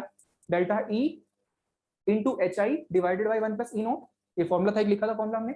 सिमिलरली यहाँ पर भी होगा, कैसे होगा देखो जरा, क्या लिखना है? सेम फॉर्मूला बिल्कुल, delta E divide by 1 plus E naught into H note. अब यहाँ पर ये सिंबल सेम क्यों कर दिए? एच आई क्यों नहीं लिखा यहाँ पे, ई आई क्यों नहीं लिखा? उसका भी थोड़ा सा रीजन है, सेम ऐसा ही तो फॉर्मूला जैसा वहां पे लिखा था आपने, सेकेंडरी सेटलमेंट, ठीक है? Delta E upon 1 plus E naught into H note आ जाएगा। दूसरा फॉर्मूला क्या था? एक और फॉर्मूला भी तो था आपके पास में, क्या फॉर्मूला था? नेक्स्ट स्लाइड ओपन कर लो। Secondary settlement is equal to what? क्या फॉर्मूला था? Simple, H naught C alpha, H naught C alpha upon 1 plus E naught upon 1 plus E naught into delta log T. कैसे आया है formula निकल के? ये देखो ना जरा यहाँ से, क्या वैल्यू होगी इसकी? यही तो होगी, ये वैल्यू होगी ना इसकी, दिस इनटू दिस, इसको कहां पर पुट कर लो, यहाँ पर रख दो इसको डेल्टा ई की जगह पे। डेल्टा ई के जगह पे किसको लिख दो, C alpha into delta log base 10 into T लिख दिया, वही तो बन गया था फॉर्मूला। हाँ उसी की तरह है, उसी की तरह सारे फॉर्मूले वही तो आ रहे हैं ऐसे। माइक में प्रॉब्लम आ रही है, क्या दिक्कत आ रही है बताओ माइक में, और भी दिक्कत आ रही है किसी को माइक में? माइक में और भी दिक्कत आ रही है किसी को, बोलो। हाँ ठीक है, माइक की और भी दिक्कत है, वाइब्रेट हो रहा है बीच बीच में, एक्चुअली वो मूवमेंट ज्यादा हो रहा है ना मेरा, इसलिए आ रही है बार बार ये वाइब्रेशन जो आ रही है। अब एक जगह खड़े होके तो पढ़ाना बड़ा भारी हो जाता है काम, तो कंटिन्यूअसली जो है मूवमेंट होते रहना चाहिए बॉडी का, इसीलिए वो थोड़ा सा डिस्टर्ब हो जाता है माइक। चलो मैं कोशिश करूंगा कि अब ज्यादा हिलना ना पड़े। तो ये फॉर्मूला आ गया आपके पास में, आया समझ पॉइंट? अब देखो सारे फॉर्मूले ऐसे सेम ही तो है जैसे आपने पहले पढ़े थे, बोलो है नहीं है, बताओ। बस अफेक्टिव स्ट्रेस नहीं चेंज हो रहा है यहाँ पे, वो तो सेम है, सेम है, टाइम चेंज हो रहा है यहाँ पर चेंज क्या हो रहा है, टाइम चेंज हो रहा है। बोलो क्लियर है नहीं है पॉइंट, बताओ। बताओ। ठीक है चलिए, अब देखो जरा यहाँ पर जो चेंज था, तो ये सारे फॉर्मूले तो क्लियर हैं। अब इसमें सारे रिलेशन याद रखना है। एक तो ये रिलेशन इंपॉर्टेंट है आपके पास में, डायरेक्टली एमसीक्यू में पूछा जाता है कि सी सी अल्फा के बीच में क्या रिलेशन होता है, इंपॉर्टेंट रिलेशन है, तो डायरेक्टली पूछेगा आपसे। और बाकी ये तो है ही आपके पास। अब इसमें देखो चेंजेस क्या कैसे कैसे कैसे चेंजेस हैं। अब यहाँ पे डिफाइन करना शुरू करो, एच नोट लिखो सबसे पहले। एच नोट क्या होता है, what is the H note, what is the value of H note, actually H note है क्या, एच नोट क्या है, एच नोट लिखो। एच नोट क्या होता है, एच आई क्या होता था, एच आई, एच आई क्या होता था, प्राइमरी सेटलमेंट पढ़ा था आपने, एच आई क्या था, एच आई क्या था, इनिशियल इनिशियल लेवल पानी का, इनिशियल थिकनेस थी सैंपल की, H I was the initial thickness of the sample. अब यहाँ पे वो एच आई जो थी वो प्राइमरी कंसोलिडेशन की शुरुआत में थी, जब प्राइमरी कंसोलिडेशन शुरू हुआ था उस समय पे जो इनिशियल थिकनेस थी सैंपल की वो एच आई थी आपके पास। अब जब यहाँ पर प्राइमरी तो खत्म हो चुका, प्राइमरी खत्म हो चुका है, सेकेंडरी बताया ऑलरेडी स्टार्टिंग में कि हम मान के चलते हैं कि जब आपका प्राइमरी खत्म हो चुका होगा तब आपका क्या शुरू होता है, सेकेंडरी शुरू होता है। तो प्राइमरी तो खत्म हो चुका, प्राइमरी के खत्म होने के बाद में सैंपल की जो थिकनेस थी क्या वो सेम रही होगी जो प्राइमरी के शुरू होने पे थी, नहीं सेम तो नहीं रहेगी ना। प्राइमरी के खत्म होने पे जो सैंपल की जो थिकनेस थी वो सेम नहीं रहेगी जो प्राइमरी के शुरू होने पे थी, क्योंकि कुछ ना कुछ थिकनेस तो रिड्यूस कर सके वो आपने निकालने से तरीके सीख लिया अभी कैसे निकालते हैं। तो यहाँ पे जो एच नोट है, बेसिकली एच नोट क्या है, H nought is actually what, H nought is equal to initial thickness है, ये भी इनिशियल थिकनेस, बट ये इनिशियल थिकनेस है आपकी सेकेंडरी कंसोलिडेशन के शुरू होने पे। हाँ एच एफ बोल सकते हैं, हाँ बिल्कुल ठीक है वही है, ये सेकेंडरी कंसोलिडेशन के शुरू होने पे थिकनेस है। तो ये वो एच आई वो प्राइमरी वाली थी, इसीलिए यहाँ पर ये सिंबल चेंज कर दिए थोड़े से, यहाँ पर एच आई नहीं लिखा, नहीं तो कंफ्यूजन आ जाता दोनों में। एच नोट क्या मतलब है, एच नोट है आपकी थिकनेस जब आपका सेकेंडरी कंसोलिडेशन शुरू हुआ, या फिर ये बोल दो कि जब आपका प्राइमरी कंसोलिडेशन खत्म हुआ, एक ही तो बात है, जब प्राइमरी खत्म हुआ या फिर सेकेंडरी शुरू हुआ। In the similar way E note भी तो वही है भाई, वॉइड रेशियो ई आई था प्राइमरी के शुरू होने पे, ई आई तो था प्राइमरी के शुरू होने पे, अब वॉइड रेशियो में होता है चेंज, चेंज आया कुछ ना कुछ निकल के। तो ये जो ई नोट है ये वॉइड रेशियो कौन से वाला है, ये वॉइड रेशियो है जब आपका प्राइमरी या तो खत्म हो चुका, ई नोट कौन सा है, या तो प्राइमरी खत्म हो चुका या फिर सेकेंडरी शुरू हो चुका है, ये मतलब आता है यहाँ से समझ में आया नहीं आया समझ। अब टाइम कौन सा है, टाइम कौन सा है, जैसे टाइम भी तो बताओ, टाइम है कौन सा, टी लिखा है आपने, ऑब्वियसली जैसे आपका इफेक्टिव स्ट्रेस था, इनिशियल इफेक्टिव स्ट्रेस फिर final effective stress, same time का भी, टाइम के साथ भी यही सेम काम होगा। एक होगा आपके पास इनिशियल टाइम, दूसरा टाइम होगा फाइनल टाइम, एक इनिशियल टाइम दूसरा टाइम होगा फाइनल टाइम। इनिशियल टाइम वो टाइम है जिस समय पे आपका प्राइमरी खत्म हो चुका, इनिशियल आप यहाँ पे सेकेंडरी की बात कर रहे हैं तो सेकेंडरी की बात कर रहे हैं मतलब प्राइमरी क्या हो चुका, खत्म हो चुका। तो इनिशियल टाइम वो टाइम है यहाँ पर जो प्राइमरी के खत्म होने पे, यानी कि बेसिकली T100, T100 ही तो होगा, T100 का मतलब क्या था, time required for the 100% primary consolidation, जितना समय लगा प्राइमरी कंसोलिडेशन को खत्म होने में वो क्या है, T100 है। और उसी समय पे क्या शुरू होगा, उसी समय पे सेकेंडरी शुरू होगा, सो T100 आ गया। और इसमें कितना टाइम चेंज हो रहा है, कितने टाइम के बाद देख रहे हो, उसको इसमें ऐड कर लो, फाइनल टाइम मिल जाएगा आपको। भाई T100 की वैल्यू है आपके पास में जब हमारा सेकेंडरी शुरू हुआ वो T100 है। अब सेकेंडरी शुरू होने के कितनी देर बाद में हम देख रहे हैं वो है क्या, डेल्टा टी। डेल्टा टी को चेंज ऐड करो इसमें T100 में, टी फाइनल की वैल्यू आ जाएगी ना। ये था सिंपल से पॉइंट। बताओ आया नहीं आया समझिए सारी चीजें, बोलो ये क्लियर है पॉइंट या नहीं है, बताओ। सो फॉर्मूले तो सेम है, बस चेंज हो गए थोड़े थोड़े से यहाँ पर। लिखो इसमें जरा पॉइंट करके, अब लिख लो। अब एक और चीज है, अब ये भी तो बताया हुआ है कि T100 को पता ही नहीं कर पाते सही से, पता ही नहीं लगता है हमें कितना टाइम लगता है 100% कंसोलिडेशन होने में। अगर नहीं पता है तो क्या बोला था इसके साथ में कि जब 90% हो जाए उसी को क्या मान लो 100 मान के चलो, T90 के अप्रोक्सिमेट कर लेके चलो उसको, क्योंकि पता ही नहीं हमें कब तक चलता रहेगा। लिखो पॉइंट, एच नोट लिखो। एच नोट क्या है, it is the initial thickness. H note क्या है, it is the initial thickness. H note है इनिशियल थिकनेस। एच नोट है initial thickness at the end of primary consolidation. H note है initial thickness at the end of primary consolidation. Initial thickness at the end of primary consolidation.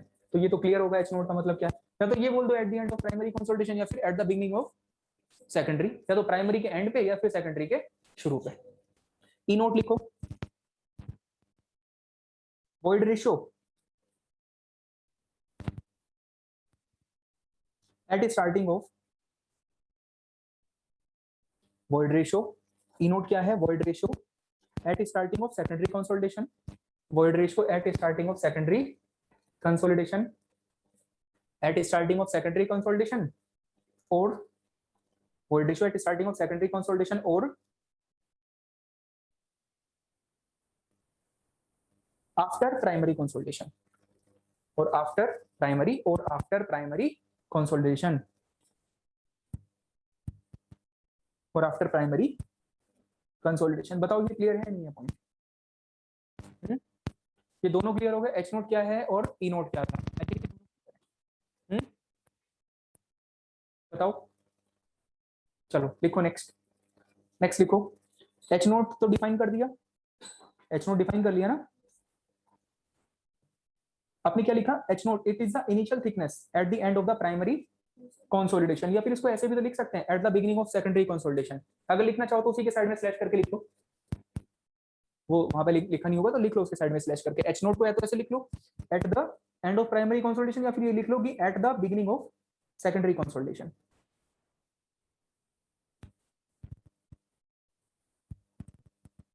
चलिए clear है। अब क्या लिखेंगे यहाँ पे, यहाँ पर लिखो S S is equal to H naught C alpha 1 plus E naught log base 10 t 100 t। ठीक देखें, H naught C alpha upon 1 plus E naught log base 10 t by 300। चलिए तो वही इसकी वैल्यू लिख दी। क्लियर। अब नेक्स्ट लिखो यहाँ पे T100 क्या है, T100 क्या था,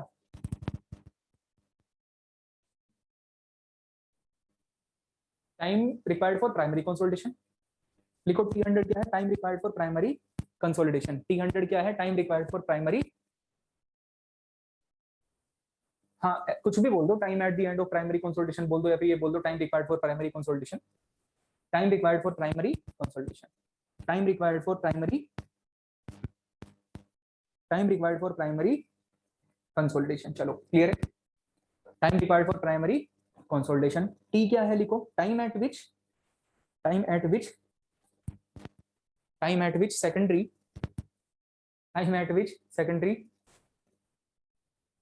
consolidation is required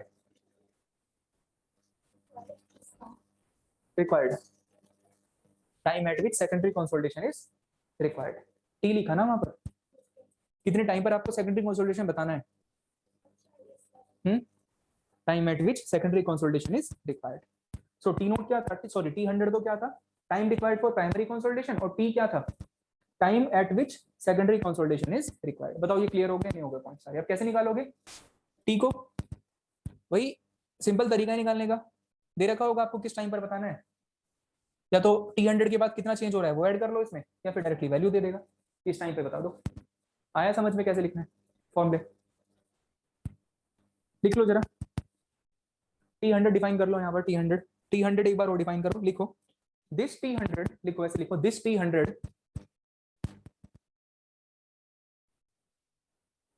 this 300 is approximately equal to this 300 is approximately equal to this 300 is approximately equal to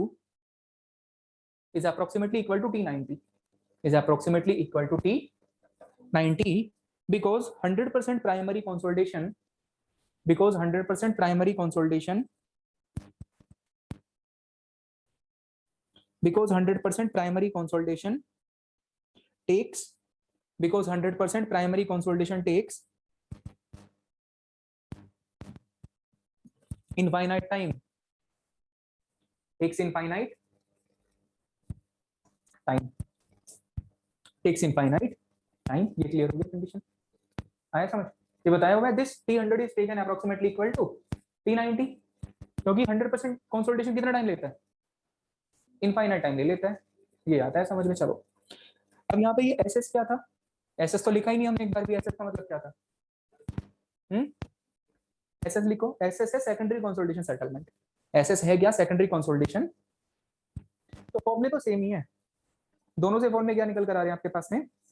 same ही निकल कर आ रहे हैं, कोई किस तरह का ऐसा फर्क नहीं है, सेम ही आ जाएंगे बिल्कुल। बस वहां पर इफेक्टिव स्ट्रेस के टर्म्स पे बात होती थी, यहाँ पर टाइम के रेस्पेक्ट में बात होती है। वहां पर सी चलता था और यहाँ पे क्या चलता है? सी अल्फा चलता है, बस इतना सा डिफरेंस है। सी और सी अल्फा में क्या रिलेशन होता है वो भी लिख लिया आपने, ये रिलेशन होता है, इंपॉर्टेंट सा है, थोड़ा सा इसको याद रख लेना। चलिए ये भी क्लियर हो गया। अब छोटी छोटी चीज बची है चैप्टर के अंदर, बस ऑलमोस्ट मान के चलो कि खत्म सा ही है, तो इसको आज निपटा ही देते हैं। लिखो जरा नेक्स्ट क्या है आपके पास में। अब देखो दो तीन चीज बचती है इसमें हमारे पास में। सीवी की बात, सीवी होता क्या है? कोएफिशिएंट ऑफ द कंसोलिडेशन है, CV is equal to coefficient of the consolidation. अब जस्ट एमसीक्यू पर्पस के हिसाब से मैं एक दो चीजें बता रहा हूँ आपको, सारी की सारी एक्सपेरिमेंटल चीजें हैं, कहाँ से आती हैं क्या है, कोई एक्सपेरिमेंट करके पता करोगे आप लोग। एक्सपेरिमेंटल चीज है, सीवी को कंसिडर करने के लिए, सीवी बेसिकली जो हमने कंसिडर कर रखा है सीवी, अगर हम बात करें सीवी के लिए बेसिकली, तो कुछ अलग अलग साइंटिस्ट हुए, अलग अलग साइंटिस्ट ने अपने अपने एक्सपेरिमेंट करे और उन्होंने अपना अपना रिजल्ट बताया, अपना अपना अलग अलग रिजल्ट बताया। एक फॉर्मूला है हमारे पास में, TV is equal to CV into T by D square, ये फॉर्मूला है। पता है सारे फैक्टर यहाँ पर क्या होते हैं? अगर सपोज करो पहले हम क्या करते थे, पहले हम ये टी निकालते थे, पहले वाले केस में रिक्वायरमेंट किसकी बढ़ती थी? टी की रिक्वायरमेंट थी। पहले तो ये अननोन होता था, सी भी नोन होता था, तो ये भी नोन था, ये भी नोन था, ये भी पता था, टी निकाल लेते थे, टी निकाल देते थे। इस बार क्या करा, चेंज कर दिया थोड़ा सा। इस बार क्या है, ये भी पता है, ये भी पता है, ये भी पता है, ये तीनों चीजें पता है, तो क्या पता करना है? सी भी पता करना है। इस बार पता करना है क्या? सी भी पता करना है। सीवी वैल्यू वेरी कर जाएगी, अगर जिस टाइम पर आप ऑब्जर्वेशन ले रहे हो उस टाइम को वेरी कर दोगे तो। अगर टाइम को आप 10% कंसोलिडेशन के कोरस्पॉन्डिंग रखोगे तो सीवी क्या आएगा? चेंज हो जाएगा, वेरी कर जाएंगे वैल्यूज। तो अब दो साइंटिस्ट हुए अपने अलग अलग, दोनों साइंटिस्ट ने क्या है, अपने अपने एक्सपेरिमेंट करे, एक्सपेरिमेंट करके दोनों ने सीवी की वैल्यू को निकालने के लिए जो टीवी आपको टी कंसिडर करना है ना टाइम, उसको अलग अलग कंसिडर कर रखा है। एक ने कर रखा है 50% डिग्री ऑफ कंसोलिडेशन के कोरस्पॉन्डिंग, और दूसरे ने कंसिडर कर रखा है 90% के कोरस्पॉन्डिंग। कितना कितना टाइम लगेगा, आया समझ में चीज? तो ये एमसीक्यू में बनेगा ऐसे आपका क्वेश्चन, एमसीक्यू में। अब है कैसे, एक्सपेरिमेंट होगा पूरा का पूरा आपका, कौन सा टेस्ट है वो मैं लिखवा दूंगा, उससे रिलेटेड कौन से कुछ पर्टिकुलर पॉइंट लिखवा दूंगा कि कौन सा टेस्ट होता है। तो सीवी वैल्यू हर किसी साइंटिस्ट ने अपनी अलग अलग दी, उन्होंने कुछ नहीं तो बोला कि आप 50% डिग्री ऑफ कंसोलिडेशन के कोरस्पॉन्डिंग जो सीवी निकालोगे उसको कैलकुलेट, उसको कंसिडर करो। कुछ नहीं कहा कि 90% डिग्री ऑफ कंसोलिडेशन के कोरस्पॉन्डिंग जो सीवी आता है उसको कंसिडर करो। तो ये जस्ट आपको याद रखना है कि किसने किसके कोरस्पॉन्डिंग बोला था। आपको एमसीक्यू में इसके ऊपर क्वेश्चन दिखाई देंगे मल्टीपल चॉइस में, इसलिए थोड़ा सा ये पता होना चाहिए हमें। लिखो जरा नेक्स्ट, लिखो नेक्स्ट। ऑलमोस्ट खत्म हो गया टॉपिक आपका, ऑलमोस्ट, थोड़ा सा बचा होगा। लिखो क्या लिखना है, पहले तो ये रिलेशन लिख लो, TV is equal to CV into T by D square, CV is equal to TV into TV is equal to CV into T by D square. लिखो two methods to find CV, two methods TWO methods to find CV, two methods to find CV। Methods हैं आपके पास में CV को पता करने के। First लिखो, फर्स्ट मेथड लिखो। फर्स्ट मेथड है Taylor's square root. First method क्या है? Taylor's square root, Taylor's square root of time fitting method, Taylor's square root of time fitting method, Taylor's square root of time fitting method. ये पहला तरीका है, Taylor's square root of time fitting method. अब ये सब experimental result है, हर किसी इंसान ने अपने अपने काम कर रखे हैं अपनी अपनी जिंदगी में, तो उन्होंने अपने एक्सपेरिमेंट करे, एक्सपेरिमेंट करके आपको बता दिया। अब आपको क्या करना है? सिंपल यूज करना है। ये जो चीजें आप यहाँ पे पढ़ रहे हैं, ये कोई ऐसे थोड़ी कि ये हमने पढ़नी शुरू करी तभी पैदा हुई, ऐसा नहीं है। ये तो बहुत पहले से थी, हमने अब पढ़ना शुरू करा, इसका ये मतलब थोड़ी है कि अब अभी डेवलप हुई है चीजें। सिमिलरली पास्ट में इंसान आ चुके हैं, उन्होंने काम कर लिया अपने अपने, तो हर किसी ने क्या काम करे आपको जस्ट वो काम पता होने चाहिए। लिखो जरा, फर्स्ट क्या है? Taylor's square root of the time fitting method. इसमें क्या करा इन्होंने? यू कंसिडर करा कितना? 90%। यू कितना कंसिडर करा था? 90%। बस ये याद रखना है, सिंपल सा एक पॉइंट। यू कितना कंसिडर किया था टेलर्स स्क्वायर वाले ने? यू परसेंटेज कंसिडर करा था आपके पास, क्या 90% कंसिडर किया था? 90%।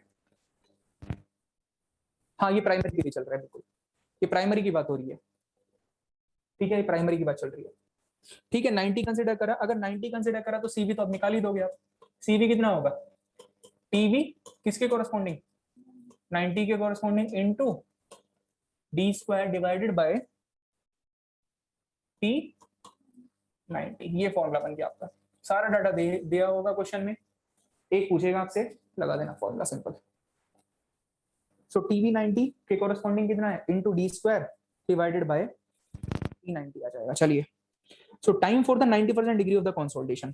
और ये कहां पर ऑब्जर्व करते हो आप? कितना टाइम लगेगा 90% कंसोलिडेशन को होने में? कहां पे पता लगेगा आपको? उससे पूछ लेंगे कितना टाइम लगेगा, बताओ कैसे पता लगेगा हमें कितना परसेंट टाइम लग रहा है? कितना टाइम लग रहा है मतलब 90% कंसोलिडेशन को? कि लैब में पता करोगे टेस्ट करके? ये बताई थी कहानी की कहां पर चल रही है सारी की सारी चीजें, लैब में एक्सपेरिमेंट करें इन पर्सन ने अपने अपने, सो लैब में पता करेंगे। लिखो जरा पॉइंट भी लिख लो, time for 90% degree of consolidation,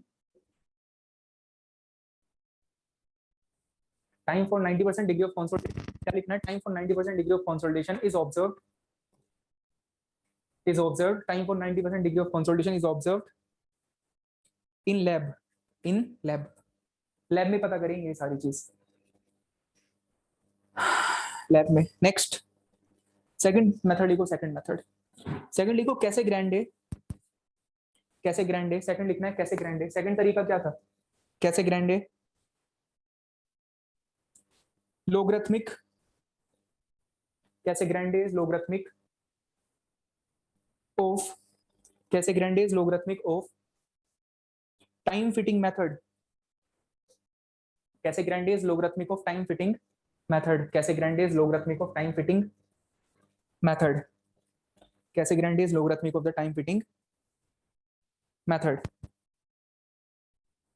logarithmic of the time fitting method. So पहला था square root of the time fitting method, दूसरा क्या है? Logarithmic of the time fitting method. अब इसमें क्या कंसीडर करा इन्होंने? यू परसेंटेज कितना कंसीडर कर रखी है? 50%। बस ये चेंज था, जस्ट ये चेंज था, ठीक है, ये चेंज निकल कर आया आपके पास में। सो यू परसेंट कितना कंसीडर करा इन्होंने? 50 कंसीडर करा। 50 है तो आगे तो आप लिख लोगे formula, CV is equal to what? CV is equal to TV 50 into D square divide by, और ये भी कहाँ पता करेंगे? T50 लैब में पता करेंगे, ये भी लैब में पता कर लेंगे। ये पॉइंट आ गया आपके पास में। सो दो मेथड आ गए आपके पास।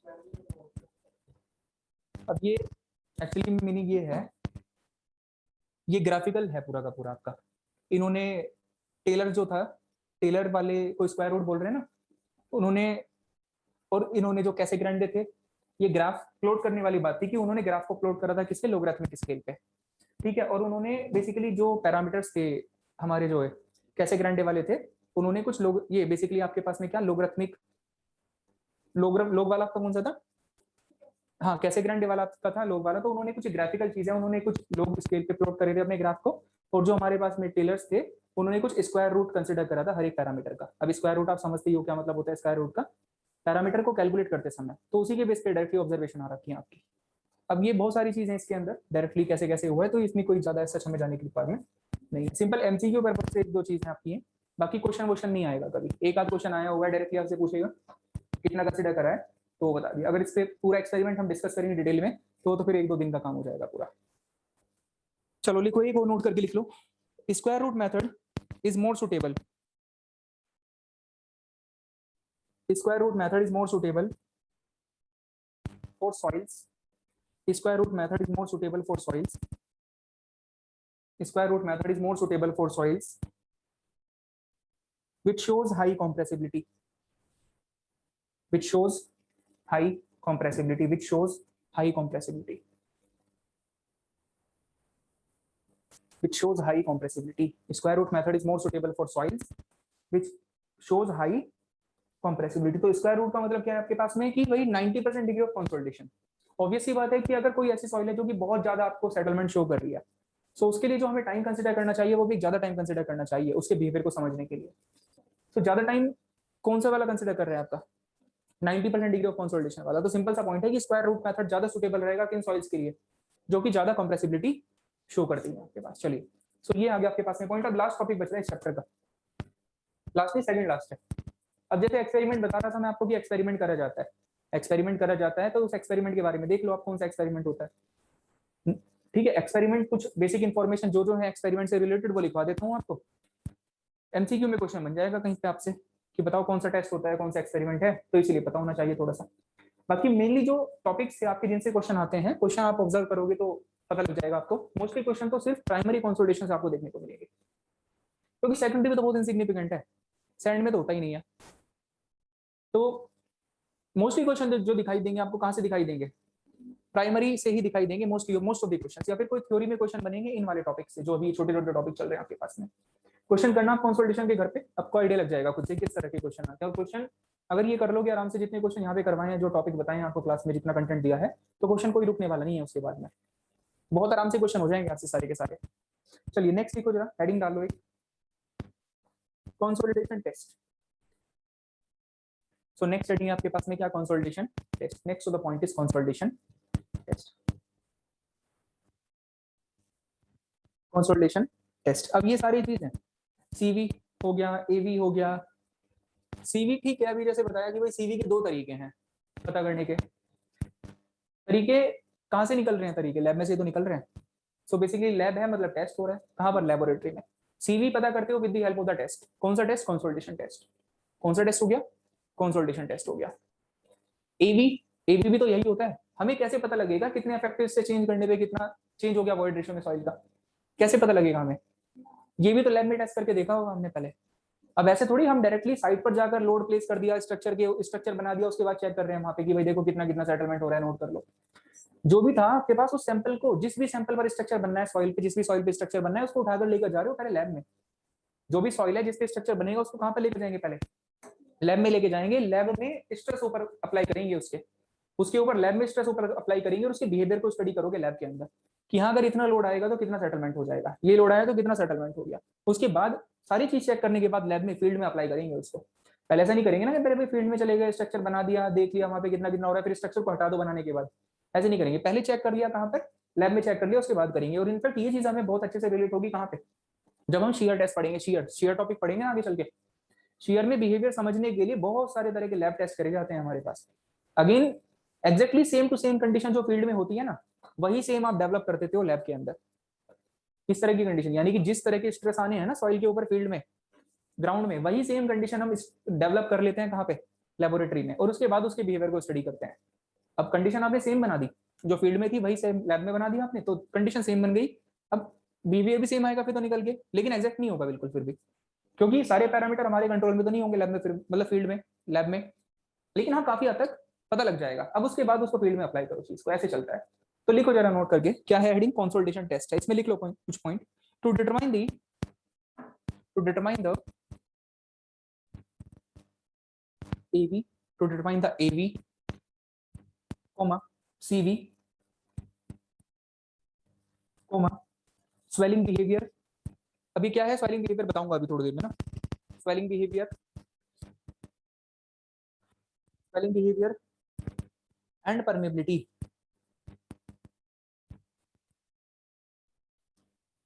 This test is performed, this test is performed, ये टेस्ट आप परफॉर्म करते हैं। This test is performed to determine CV, AV, CV, AV, swelling behavior and permeability. This test is performed. This test is performed. Next लिखो, this test is carried out. This test is carried out in. This test is carried out in a special device. This test is carried out in a special device. This test is carried out in a special device called as oedometer. OEDOMETER. This test is carried out in a special device called as oedometer. OEDOMETER. और करके लिखो, और consolidometer.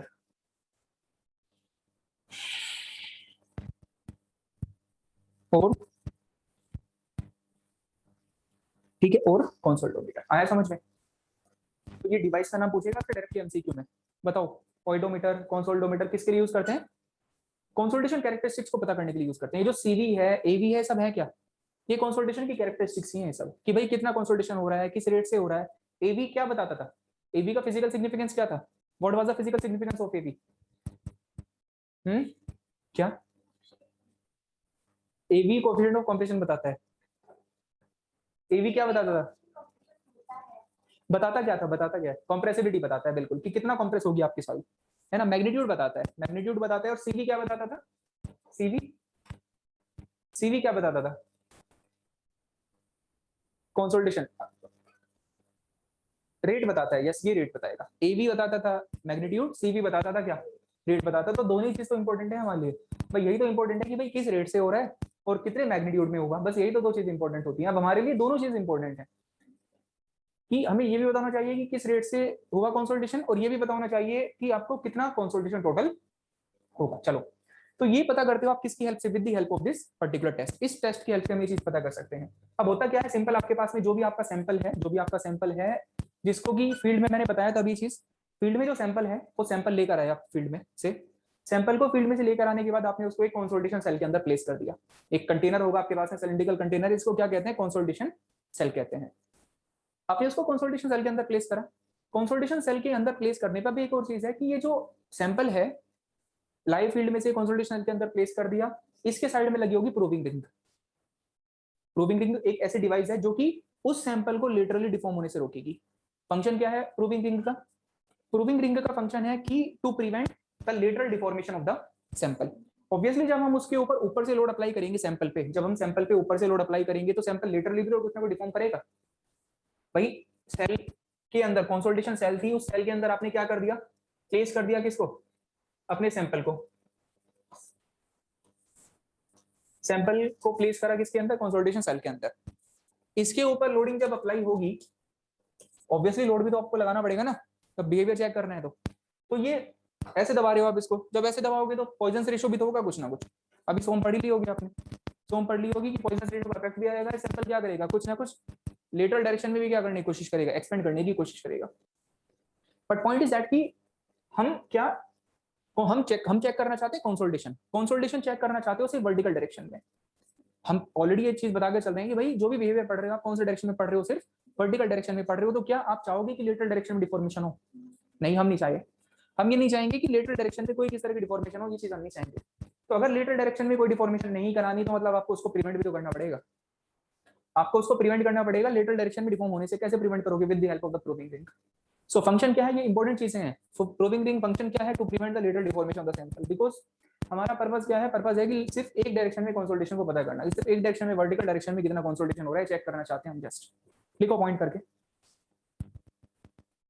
This test has, third point है, this test has, ये सारे important point चल रहे हैं इस टेस्ट से related. This test has one dimensional consolidation. This test has one dimensional consolidation with double drainage. This test has one dimensional consolidation with double drainage. अब ये भी एक इंपॉर्टेंट एमसीक्यू क्वेश्चन बन गया कि जो कंसोलिडेशन टेस्ट पढ़ते हैं, कंसोलिडेशन टेस्ट में कैसा ड्रेनेज कंसीडर कर रखा है, डबल ड्रेनेज है, यानी कि ऊपर और नीचे दोनों तरफ से पानी क्या करेगा, बाहर जाएगा। लेकिन तरजागी थ्योरी में क्या था, तरजागी में सिर्फ एक ऊपर से पानी बाहर जाता था ना, तरजागी में सिर्फ ऊपर से जाता था, इसमें क्या करेगा, पानी दोनों डायरेक्शन से बाहर जाएगा आपके पास में, ये चीज निकल कर आया। नेक्स्ट लिखो, an undisturbed soil sample, an undisturbed soil sample representing in situ soil condition, representing in situ soil condition is placed inside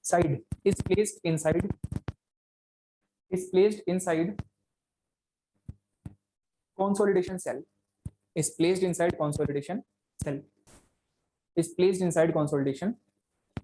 consolidation cell के अंदर प्लेस कर दिया, is placed inside consolidation cell। next, consolidation cell consists of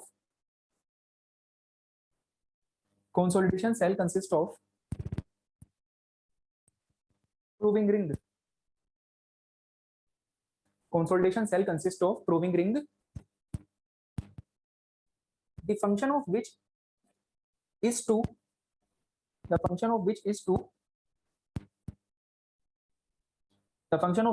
restrain lateral deformations,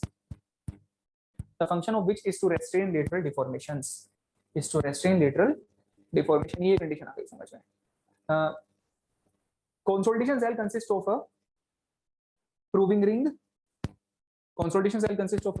the function of which is to restrict lateral deformations,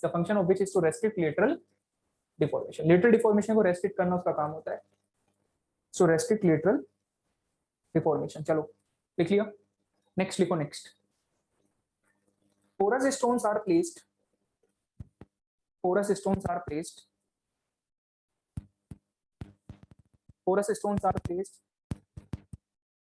at the top and bottom,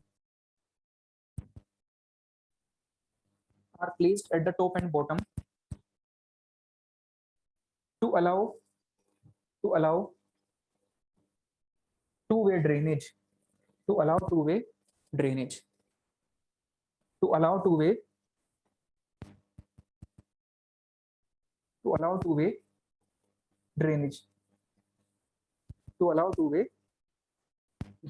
चलिए, तो basically बताया था कि भाई टू वे ड्रेनेज अलाउ करवाना है, तो two way drainage allow करने के लिए आपने एक ऐसे सॉइल का उसके ऊपर नीचे यूज कर रखा है जिसमें क्या है, परमेबिलिटी हाई हो, मतलब क्या, पोरस स्टोन्स, हाई परमेबिलिटी वाली सॉइल आपने प्लेस कर रखी है। अब ये एग्जैक्टली जब एपरेटस देखोगे, टेस्ट होते देखोगे तो पता लगेगा कि होता किस तरह से है काम।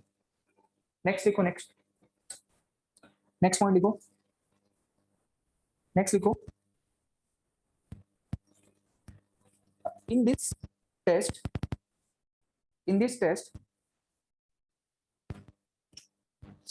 settlement of sample is noted, settlement of the sample is noted at different time intervals,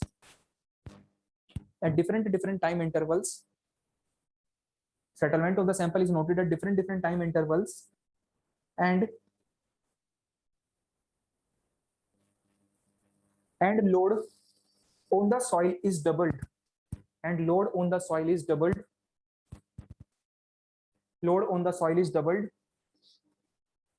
in each stage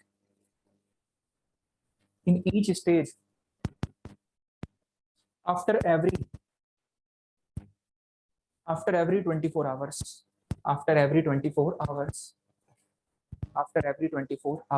क्या मतलब है,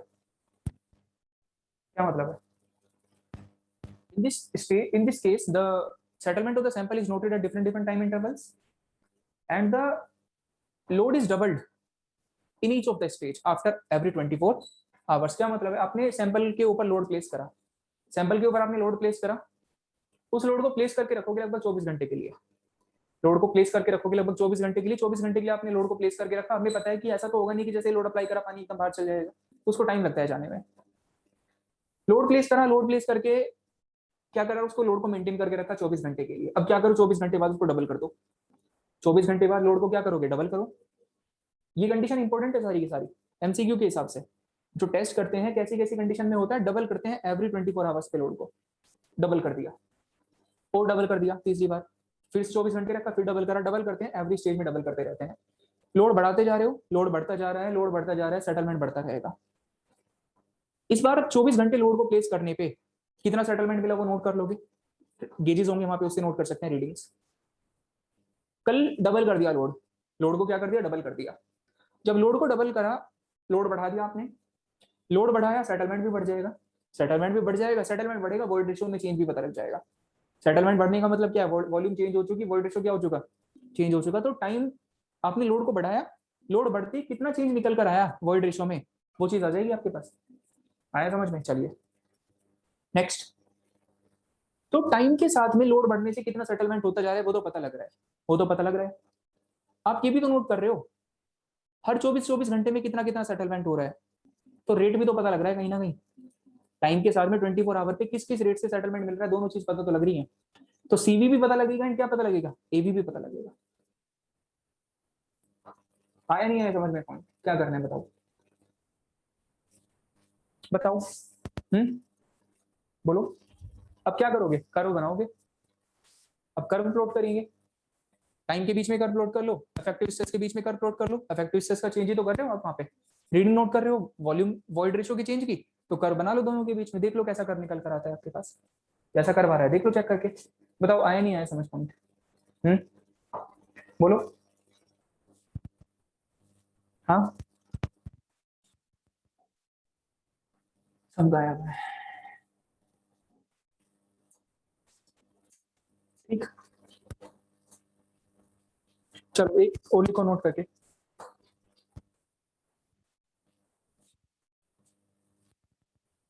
लिखो। लिखो जरा यहाँ पे कंसोलिडेशन सेल हेडिंग डालो, consolidation cell, consolidation cell curve कौन सा बनेगा, देखो कौन सा कर्व बनेगा। हम्म क्या cell, C E double L, C E double L, ये कर बन जाएगा आपका, ये कर बनेगा। देखो ये कर बनेगा, इधर क्या है डेल्टा, इधर वॉइड रेशियो है, चेंज इन वॉइड रेशियो, और इधर क्या है आपके पास में, चेंज इन स्ट्रेस है। ये कर बनेगा आपके पास। आया नहीं आया बताओ कौन सा कर बनेगा। हम्म आप स्ट्रेस भी तो चेंज कर रहे हो ना आफ्टर एवरी 24 आवर्स, तो वोल्टेज रेशियो भी चेंज हो रहा है, उसकी कोरस्पॉन्डिंग सेटलमेंट चेंज होता जा रहा है, तो ये कर बनेंगे आपके पास इस तरह से। ठीक है चलिए लिखो जरा, हेडिंग डालो कंसोलिडेशन सेल। कंसोलिडेशन सेल में दो कॉलम बनाओ जरा, दो तरह की कंसोलिडेशन सेल्स होती हैं आपके पास, दो तरह के कंसोलिडेशन सेल रहेंगे आपके पास में, दोनों के बीच में थोड़ा सा डिफरेंस पता हो, एमसीक्यू में बनते हैं क्वेश्चंस। कंसोलिडेशन सेल दो तरह के होंगे, एक लिखो, एक कॉलम में लिखो, दो कॉलम बना लिए, एक कॉलम में लिखो floating ring type cell, floating ring type cell, एक कॉलम में लिखेंगे क्या, floating ring type cell, floating ring type cell, floating ring type cell. और दूसरे में क्या लिखोगे, fixed ring cell, fixed ring cell, दूसरे में क्या लिखेंगे, fixed ring cell, fixed ring cell. अब कुछ पॉइंट मेंशन कर लो, थोड़े बहुत डिफरेंसेस होते हैं दोनों में, दो तरह के सेल्स हैं आपके पास में कंसोलिडेशन सेल्स, दोनों में थोड़ा थोड़ा सा बिहेवियर का चेंज रहता है, वो बिहेवियर का चेंज क्या है वो चीज आप लिख लीजिए जरा, डिफरेंस के फॉर्म में लिख लो। एमसीक्यू में डायरेक्टली क्वेश्चन पूछ सकता है आपसे, गेट वगैरह में तो क्वेश्चन नहीं आया इससे कभी, बट कहीं पे ईएस वगैरह में आ सकते हैं, इंजीनियरिंग सर्विसेज में आ सकता है, वहां पे इसी तरह के क्वेश्चन आते हैं। लिखो जरा, पहले लिखो पॉइंट फ्लोटिंग रिंग वाले में, फ्लोटिंग रिंग वाले में लिखो सारे point. Consolidation pressure applied from, consolidation pressure applied from top and bottom, consolidation pressure applied from top and bottom, consolidation pressure applied from top and bottom। इसी में लिखो पहले फ्लोटिंग में और दूसरा पॉइंट लिखो, सारे एक साथ पहले फ्लोटिंग में लिखो, consolidation pressure applied from top and bottom। Next लिखो, इसी में लिखना है फ्लोटिंग वाले में, friction between soil and ring is less, friction between soil and ring is less, friction between soil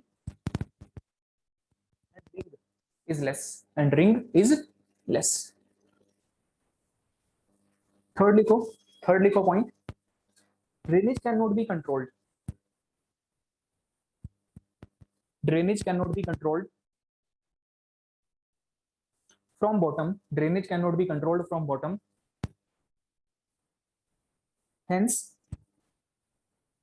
permeability cannot be measured, hence permeability cannot be measured from this, hence permeability cannot be measured from this, hence permeability cannot be measured from this. अब next side आ जाओ जरा, fixed वाले में, fixed वाले में आओ जरा। First लिखना है consolidation pressure applied from, consolidation pressure applied from top only, consolidation pressure applied from top only, consolidation pressure applied from top only, applied from top only. second लिखो, second लिखो, friction between soil and ring is more, friction between soil and ring is more, friction between soil and ring is more, friction between soil and ring is more, friction between soil and ring is more, soil and ring is more. Third लिखो, control over drainage, hence permeability can be measured, hence permeability can be measured, control over drainage, hence permeability can be measured, hence permeability can be measured, hence permeability can be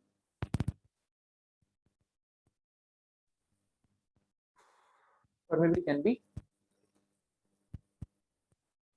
measured. So ये सारे point आ गए आपके पास में ना।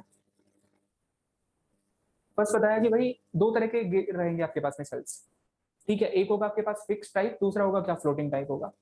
Floating type में कह रहा है कि हमने लोड अप्लाई करवाते हैं कौन से डायरेक्शन से, दोनों साइड से लोड को अप्लाई करवाया जाता है, from the top as well as the bottom. और फिक्स वाले में क्या करते हैं, सिर्फ टॉप साइड से हम अप्लाई करवाते हैं, टॉप साइड से सिर्फ अप्लाई करवाते हैं। अब ड्रॉबैक क्या है आपका जो फिक्स वाला है इसका, जो ये फ्लोटिंग वाला था, फ्लोटिंग वाले में ड्रॉबैक क्या है कि आप परमेबिलिटी, आप जो वाटर का जो वाटर है बेसिकली वाटर एक्सपेल आउट करेगा जब लोड लगाओगे, तो वाटर का एक्सपेल्शन आपके कंट्रोल में नहीं होता है, वाटर का एक्सपेल्शन हमारे कंट्रोल में नहीं है। अगर वाटर का एक्सपेल्शन कंट्रोल में नहीं है, किसी चीज को अगर आपको मेजर करना है तो वो चीज आपके कंट्रोल में भी तो होनी चाहिए, किसी चीज को अगर हमें मेजर करना है तो वो चीज आपके कंट्रोल में होनी चाहिए। आपको परमेबिलिटी सपोज मेजर करनी थी, परमेबिलिटी आपके कंट्रोल में नहीं होगी, यहाँ पे परमेबिलिटी पता नहीं कर पाओगे क्योंकि पानी का फ्लो आपके कंट्रोल में है ही नहीं, पानी का फ्लो यहाँ पे आपके कंट्रोल में नहीं होता, पानी का फ्लो अगर कंट्रोल में नहीं है तो आप पता नहीं कर पाओगे परमेबिलिटी कितनी है, इससे ये ड्रॉबैक निकल कर आ रहा है। दूसरे वाले में कंट्रोल होता है, ड्रेनेज पे कंट्रोल होता है, अगर दूसरे वाले में ड्रेनेज पे कंट्रोल है तो आप उससे क्या कर सकते हो, परमेबिलिटी भी मेजर कर सकते हो। एक डेवलप होगा फ्रिक्शन, फ्रिक्शन भी डेवलप होता है। अब पता है हमें चीज, हमने पता होगी शायद, हमने पढ़ा था, कहाँ पे पढ़ा था हमने, बिल्डिंग मटेरियल में भी देखा होगा आपने चीज। अब जब ये सेल के अंदर क्या है, सॉइल प्लेस्ड है, सेल के अंदर क्या प्लेस्ड है आपकी, सॉइल प्लेस्ड है, सॉइल प्लेस्ड है, जब आप इसके ऊपर लोड अप्लाई करोगे, जब आप इसके ऊपर लोड अप्लाई करोगे तो बेसिकली ये बताना सॉइल में मूवमेंट होगा, कुछ ना कुछ डिफॉर्मेशन होंगे, सॉइल में कुछ ना कुछ डिफॉर्मेशन होंगे। इसके बाहर क्या है, प्रूविंग रिंग है, प्रूविंग रिंग है, सॉइल में डिफॉर्मेशन हो रहा है वर्टिकल डायरेक्शन में, बाहर है प्रूविंग रिंग। क्या रिलेटिव मोशन डेवलप हुआ दोनों के बीच में, क्या रिलेटिव मोशन डेवलप होगा वहां पर, बोलो। सॉइल सेटल कर रही है, प्रूविंग रिंग भी सेटल कर रही है, रिलेटिव मोशन होगा ना। अगर रिलेटिव मोशन हुआ तो क्या डेवलप होगा, फ्रिक्शन डेवलप होगा। अगर रिलेटिव मोशन हुआ तो मतलब क्या होगा वहां पर, फ्रिक्शन डेवलप हुआ, फ्रिक्शन डेवलप हुआ। अब ये बताया गया है कि जो फ्रिक्शन जनरली हमारा निकल कर आता है पहले वाले केस में कम होता है as compare to the second case के कंपैरिजन में। कुछ प्रॉपर्टीज हैं दोनों की कि किसमें क्या फायदा होता है, नुकसान क्या होता है, उसके बेस में कुछ डिफरेंस आएंगे आपके पास, डायरेक्टली लिख सकते हैं। चलिए, तो ये हो गया आपके पास इसके, इससे रिलेटेड जो भी सब था मैटर कि क्या होता है टेस्ट वेस्ट में। थोड़ा बहुत ये क्वेश्चन कभी नहीं आया गेट से इसमें, बट हाँ इंजीनियरिंग सर्विसेज वगैरह में छोटा मोटा क्वेश्चन आ जाता है कई बार, तो इसलिए ईएस को पर्सपेक्टिव को, ईएस को दिमाग में रखते हुए लिखवाया टॉपिक, बाकी गेट के हिसाब से तो नहीं है। तो अब इसमें और क्या बचता है आपका डिस्कस करने लायक इस चैप्टर में, बताओ, बोलो। तो लगभग अब जाकर आपका कंसोलिडेशन टॉपिक है, ये मान लो कि खत्म हुआ है कंसोलिडेशन। कितने बड़े बड़े टॉपिक आ रहे हैं निकलकर, अभी तो सारे टॉपिक ऐसे ही हैं, एक आएगा अब आपके पास क्या नेक्स्ट रिटेनिंग वाला आएगा, उसमें भी टाइम लगेगा। सारे लंबे लंबे टॉपिक है, बताओ। अब है ऐसे टॉपिक है सारे, क्या कर सकते हैं सर? सेकंड पॉइंट एक बार समझा दीजिए, मतलब क्या था कहने का कि ऑब्वियसली देखो हमारे पास जो सैंपल था सॉइल थी, सॉइल के साइड में क्या थी, प्रूविंग रिंग थी। प्रूविंग रिंग क्या काम करती है, सैंपल को लेटरल डिफॉर्म होने से रोकती है, सैंपल को लेटरल डिफॉर्म होने से रोकती है। आपके पास सॉइल सैंपल है, प्रूविंग रिंग है उसके साइड में, जब आप उसके ऊपर से लोड अप्लाई कर रहे हो, सैंपल के ऊपर जब आप लोड अप्लाई कर रहे हो, सो दोनों के बीच में क्या डेवलप होता है, कुछ ना कुछ रिलेटिव मोशन डेवलप होता है। सैंपल आपका डिफॉर्म करेगा, मूव करेगा, डिस्प्लेस करेगा, प्रूविंग रिंग में ये चीज नहीं हो रही है, तो रिलेटिव मोशन डेवलप हुआ तो मतलब वहां पे फ्रिक्शन भी डेवलप होगा, दोनों के बीच में फ्रिक्शन डेवलप होगा, वहां पर फ्रिक्शन जो आएगा निकलकर इसके केस में ज्यादा होगा एज कंपेयर टू दैट। ये मतलब था सेकंड पॉइंट का, सिंपल। चलिए अब जस्ट लास्ट में एक छोटा सा पार्ट बचा हुआ है आपका, ये लास्ट है इस चैप्टर का, तो उसको भी खत्म करके इसको खत्म कर लेते हैं, फिर नया टॉपिक कल से शुरू करेंगे। क्या है आपके पास में क्लास, देखना जस्ट आप, लास्ट टॉपिक है,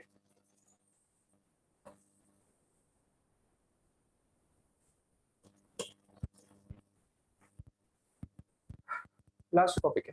एक कर्व प्लॉट कर रहे हैं किसके बीच में, वॉइड रेशियो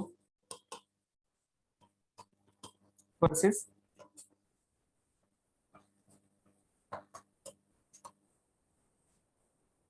इफेक्टिव स्ट्रेस के बीच में, void ratio versus effective stress के बीच में एक कर्व प्लॉट करेंगे। एक कर्व बनाएंगे, देखो कैसे करना है, सिंपल सा करना है, समझो आराम से इसको कैसे क्या मतलब है। इनफैक्ट कर्व तो पता भी है तुम्हें कैसे बनता है, बस उसमें थोड़ा सा चेंज आएगा निकल कर। हेडिंग डालिए इसके ऊपर साइक्लिक लोडिंग, यहाँ पर डाल दो हेडिंग साइक्लिक लोडिंग। अब साइक्लिक का मतलब पता ही है क्या होता है, साइक्लिक लोडिंग का मतलब क्या है पता है, अभी हमने साइक्लिक प्रोसेस पढ़ी थी कुछ दिन पहले हाइड्रोलॉजी में, हाइड्रोलॉजिकल साइकिल घूमती रहती है पूरी, हाइड्रोलॉजी में पढ़ते हैं ना cyclic, cyclic process water cycle, hydrological cycle, ऐसा ही सेम यहाँ पर भी है। मतलब क्या होता है, आप कंटिन्यूसली वही कंडीशन रिपीटिंग, मतलब सिंपल क्या है, रिपीटिंग, एक तरह से आपके पास सिंपल मीनिंग होता है रिपीटिंग। तो यहाँ पर क्या कर रहे हो आप, साइक्लिक लोडिंग करवा रहे हो। साइक्लिक लोडिंग मतलब लोडिंग को क्या करोगे, बार बार लगाओगे हटा दोगे, लगाओगे हटाओगे, ऐसे करते रहोगे। तो उसके केस में क्या होगा, ये केस है आपके पास, जस्ट देखो जरा, ट्राई टू अंडरस्टैंड दैट। ये आ गया केस।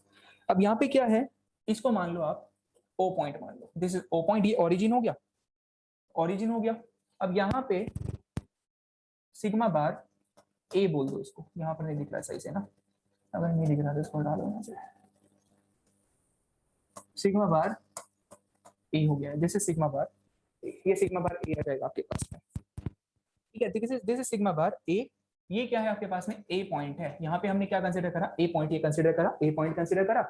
ये सिग्मा बार ए दिखा रखा है आपको, ये सिग्मा बार ए दिखा रखा है। यहाँ पे कहीं दिखा दो आप क्या, बी पॉइंट शो कर दो, यहाँ पे कहीं पे शो कर दीजिए क्या, बी पॉइंट शो कर दो। अब देखो कैसे हो रही है यहाँ पे कंडीशन। इनिशियली हमने क्या करा, लोडिंग को अप्लाई करना शुरू करा। हम कहाँ पर हैं, हम हैं बिल्कुल ओरिजिन पॉइंट पे, हम ओरिजिन पॉइंट पर हैं, ये आपका क्या है, ओरिजिन है, दिस इज ओरिजिन। इनिशियली जब आपने सॉइल के ऊपर कोई लोड अप्लाई नहीं करवाया, तो ऑब्वियसली कुछ ना कुछ तो वॉइड रेशियो होगा उसका, कुछ ना कुछ उसके पास में वॉइड रेशियो होगा सॉइल का। तो ये क्या है, सॉइल का इनिशियल वॉइड रेशियो दिखा रखा है, ये सॉइल का इनिशियल वॉइड रेशियो है। लोड कुछ नहीं अप्लाई करा अभी, देखो लोडिंग क्या है, जीरो दिखा रखी है। ये दिखा रखा है यहाँ पे सिग्मा बार ए दिखा रखा है आपको, pre consolidation pressure, this is pre consolidation pressure, जो कभी पास्ट में लग रखा था। अब लोडिंग को बढ़ाना शुरू करा, लोडिंग को बढ़ाना शुरू करो, जब लोडिंग को बढ़ाओगे तो कर्व बनेगा ऐसा कुछ। कैसा नेचर रहेगा कर्व का, इस पार्ट में कैसा नेचर होगा कर्व का, इधर वाले पार्ट में कर्व का नेचर कैसा होगा, कॉन्वेक्स नेचर होगा। यस कॉन्वेक्स नेचर होगा, रीजन सिंपल क्या है, ओवर कंसोलिडेशन कंडीशन है। ये क्या है, ओवर कंसोलिडेशन कंडीशन है, तो इधर नेचर कैसा होगा, ऐसा कुछ नेचर निकल कर आएगा, कॉन्वेक्स हो गया। चलो ये कॉन्वेक्स हो गया। यहाँ पे आप पहुंच रहे कहाँ पे, ओवर कंसोलिडेशन कंडीशन थी आपकी, तो ओवर कंसोलिडेशन कंडीशन में इस तरह से आपके पास में कॉन्वेक्स नेचर का कर्व निकल कर आ गया आपके पास। ये अब क्या करेंगे, लोडिंग को और ज्यादा बढ़ाओ, लोडिंग को इससे आगे लेकर आओ। जब लोडिंग को इससे लेकर आओगे आगे, अब इस वाले रीजन में क्या होगी कंडीशन, इधर वाले रीजन में क्या होगा, ए पॉइंट से आगे कॉनकेव होगा, ए पॉइंट से आगे क्या होगा आपके पास में, कॉनकेव हो जाएगी condition, that will B concave. ये कॉनकेव कंडीशन आ गई। अब हमने क्या करा, लोडिंग को हटा दिया। अब आपने क्या करा, लोडिंग को हटा दिया, क्लियर है। सो लोडिंग अप्लाई करी, लोडिंग को अप्लाई करने के बाद में क्या करा आपने, लोडिंग को हटा दिया, ठीक है। बी पॉइंट पे पहुंच के आपने लोड को हटा दिया, इसको हटा दो फिर, ये बी पॉइंट था ना, यहाँ पे पहुंचने के बाद हमने क्या करा, लोडिंग को हटा दिया। ये हट गई लोडिंग, ठीक है, लोडिंग हटा दी। अब जैसे यहाँ पे क्या था, अब यहाँ तक इस पर्टिकुलर पॉइंट तक हम सॉइल को कंप्रेस कर रहे थे, इस पर्टिकुलर पॉइंट तक हम क्या कर रहे थे, सॉइल को कंप्रेस कर रहे थे। अब यहाँ पे आपने आके लोडिंग को जब हटाया तो ऑब्वियसली सॉइल क्या करेगी, अपनी ओरिजिनल स्टेट में जाने की कोशिश करेगी, कुछ ना कुछ तो इलास्टिसिटी है ही, सॉइल क्या करेगी, कुछ ना कुछ मूव करने की कोशिश करेगी, will try to move to its original condition. But क्या एग्जैक्टली ओरिजिनल कंडीशन पे पहुंच जाएगी, नहीं, एग्जैक्टली ओरिजिनल कंडीशन पर नहीं पहुंच पाएगी। ओरिजिनल कंडीशन तो ये थी, ये थी ओरिजिनल कंडीशन, तो यहाँ पर नहीं पहुंच पाने की एग्जैक्टली, तो लेकिन कुछ ना कुछ तो रिकवर करेगी सॉइल, कुछ ना कुछ रिकवर करेगी। जब आपने लोड उसके ऊपर अप्लाई करवा रखा था, लोड अप्लाई करवाने के बाद आपने लोड को हटा दिया, जब लोड को हटाओगे तो सॉइल क्या करेगी, कुछ ना कुछ मूव करने की कोशिश करेगी अपनी ओरिजिनल कंडीशन पे। लोड अप्लाई करा, वॉइड रेशियो कम होता जा रहा है, वॉइड रेशियो कम होता जा रहा है। जैसे ही आप लोड को हटाओगे, क्या वॉइड रेशियो अगेन बढ़ेगा, पहले तो वॉइड रेशियो कम होता जा रहा है, देखो कम हो रहा है ना वॉइड रेशियो, वॉइड रेशियो कम होता जा रहा है। जैसे लोड को हटा दिया, लोड को हटाते ही क्या फिर से वॉइड रेशियो बढ़ना शुरू हो जाएगा, पहले कम हो रहा था, तब क्या होना शुरू होगा, वॉइड रेशियो बढ़ना शुरू हो जाएगा आपके पास में, यस। लेकिन ये जो वॉइड रेशियो बढ़ेगा आपका, ये जो वॉइड रेशियो बढ़ेगा, क्या ये एग्जैक्टली बढ़ के क्या अपनी ओरिजिनल कंडीशन पर पहुंच जाएगा वॉइड रेशियो, नहीं, एग्जैक्टली ओरिजिनल कंडीशन पर वॉइड रेशियो नहीं पहुंच पाएगा। कुछ ना कुछ वहां पे क्या रहेगा, परमानेंट डिफॉर्मेशन उसमें हो जाएंगे, कुछ ना कुछ परमानेंट डिफॉर्मेशन हो जाएंगे। जो परमानेंट डिफॉर्मेशन होगी वो वॉइड रेशियो को रिकवर नहीं कर पाएगी, लेकिन हाँ उसके क्लोज क्लोज पहुंचने की कोशिश करेगी। तो अगर क्लोज पहुंचने की कोशिश कर रही है तो इसको बनाओ ऐसे करके, समथिंग लाइक दिस, ऐसे करके आया देखो। यहाँ पर देखो पहले वाले पार्ट में क्या कर रखा है, ऊपर वाले में पूरा का पूरा डिक्रीज होता दिखाया है। अब ये शेप कैसे बनेगी कॉन्वेक्स कोन की भी, तो आपको बताइए। हटाते ही फिर से क्या हो गया, सॉइल अपनी ओरिजिनल कंडीशन पे पहुंचने की कोशिश कर रही है, लेकिन एग्जैक्टली ओरिजिन पे नहीं पहुंच पा रही है। This is C point and that was O point. C point था और ये क्या था, ओ पॉइंट था, ओ पॉइंट था। चलो अब आगे चलते हैं। अब क्या हुआ, सी पॉइंट पर पहुंच गए हम, हमने सैंपल को क्या कर दिया, अनलोड कर दिया। अनलोड करा, अब ये क्या है, बी के बाद आपने सैंपल को अनलोड कर दिया, तो अनलोड करोगे तो यहाँ तक आ गया। अब ए पे आने के बाद में क्या करो, उसको अगेन लोड करो, फिर से लोड करो। जब फिर से उसे लोड करोगे, यहाँ तक का लोड उसके ऊपर आ चुका पास्ट में, पहले तो यहाँ तक था पास्ट में, तो यहाँ पे कॉन्वेक्स था यहाँ तक। अब यहाँ तक का लोड क्या आ चुका है, सैंपल के ऊपर आ चुका है पास्ट में। सो जब यहाँ तक का लोड सैंपल पे पास्ट में आ चुका, तो अब यहाँ से यहाँ तक का पार्ट कैसा बनेगा, कॉन्वेक्स बनेगा। अब ये पूरा पार्ट कैसा बनेगा आपका, कॉन्वेक्स, ऐसे करके ऐसे जाएगा। इससे आगे क्या है, फिर से कॉनकेव है, क्या नहीं, बी पॉइंट से मैच नहीं करेगा, कुछ ना कुछ गैप रहता है। रिपीट करना है, देखो जरा क्या बताया, यहां तक क्लियर है, लोडिंग तक क्लियर है, बी पॉइंट तक, बी पॉइंट तक जो बताया था वो चीज क्लियर है, बी पॉइंट तक की कहानी क्लियर है कि भाई जब लोड करा सैंपल को, ठीक है। बी पे पहुंच के हमने अनलोड कर दिया सैंपल को, बी पॉइंट पे पहुंच के सैंपल को अनलोड करा। जब आपने सैंपल को अनलोड करा, अगेन वो कोशिश करेगा एक्सपेंड करने की, अपनी ओरिजिनल जो उसकी कंडीशन थी उसमें ओरिजिनली वो अपनी कंडीशन में जाने की कोशिश करेगा, ठीक है। ओरिजिनल अपनी वो कंडीशन में जाने की कोशिश करेगा, उसकी ओरिजिनल कंडीशन में जाने का मतलब क्या है, अगेन उसका वॉइड रेशियो बढ़ेगा, फिर से अगेन वॉइड रेशियो बढ़ेगा, लेकिन वॉइड रेशियो तो बढ़ेगा, लेकिन एक्जैक्टली वॉइड रेशियो जो इनिशियली था ना ओ पॉइंट पर, उसके बराबर नहीं पहुंच पाएगा। कुछ ना कुछ परमानेंट चेंज हो जाएगा वॉइड रेशियो में, जैसे सेम इलास्टिसिटी वाली चीज होती है। एक्जैक्टली तो रिकवर नहीं करेगा ना मटेरियल, कुछ ना कुछ तो परमानेंट डिफॉर्मेशन पे रह ही जाएंगे। तो ये जो यहाँ पे ये जो डिफॉर्मेशन है ना, ये एक तरह से परमानेंट डिफॉर्मेशन ही है, इसके परमानेंट डिफॉर्मेशन ही है। तो जब आपने इसको अनलोड करा तो ये कहाँ पे पहुंच गया, यहाँ पे पहुंच गया। फिर से देखो यहाँ पर था ना बी पॉइंट पे, इसके कोरस्पॉन्डिंग वॉइड रेशियो इतना था, अनलोड करते ही फिर से कहाँ पे आ गया, सी पे आ गया, मतलब कुछ इंक्रीज करा वॉइड रेशियो। अब फिर से क्या करो, उसको फिर से लोड करो। अब पहले पास में यहाँ तक आ चुका था बी पॉइंट तक, तो ये पूरी की पूरी यहाँ से सी से बी पॉइंट की कंडीशन कौन सी बन गई, ओवर कंसोलिडेशन कंडीशन बन गई है पूरी। तो कैसा बनेगा कर्व आपके पास, कॉन्वेक्स बनेगा। और बी पॉइंट को क्रॉस करते ही फिर से कैसा हो गया, कॉनकेव हो गया। ये कंडीशन आती है जस्ट। अब इसमें अलग अलग कर्व के अलग अलग नाम है, वो नाम बताने थे जस्ट। अच्छा ये बताओ, अभी तुमने लिखा था स्वेलिंग कैरेक्टरिस्टिक्स, स्वेलिंग कैरेक्टरिस्टिक्स लिखा था हमने अभी, कि स्वेलिंग कैरेक्टरिस्टिक्स को पता करने में यूज होता है। क्या मतलब था स्वेलिंग कैरेक्टरिस्टिक्स का, स्वेलिंग कैरेक्टरिस्टिक्स का मतलब यही तो था, जो आपने बी पॉइंट पे जाने के बाद उसको अनलोड करा ना, वो अगेन सैंपल स्वेल करेगा आपका, अगेन अपनी ओरिजिनल कंडीशन में जाने की कोशिश करेगा, that is called as swelling characteristics. इसी को कहते हैं स्वेलिंग कैरेक्टरिस्टिक्स। अनलोड करते ही जो अगेन वो कोशिश कर रहा है अपनी ओरिजिनल कंडीशन में जाने की, इसी को स्वेलिंग कैरेक्टरिस्टिक्स कहते हैं। स्वेलिंग मतलब स्वेलिंग बिहेवियर, अगेन स्वेल करना। ये बताओ आया नहीं आया समझ में पॉइंट। अब इसमें जस्ट कुछ एक दो नाम बताने हैं, तुम्हें कर्व के क्या क्या नाम होते हैं वो नाम लिख लेंगे, बाकी तो कुछ नहीं बताने लायक। अब बोलो क्लियर है, क्लियर है चीज, लिख लो जरा नाम। देखो ये वाला कर्व कौन सा है, इसे कहते हैं रिकम्प्रेशन। रिकम्प्रेशन, यहाँ पे लिखो recompression of a consolidometer sample.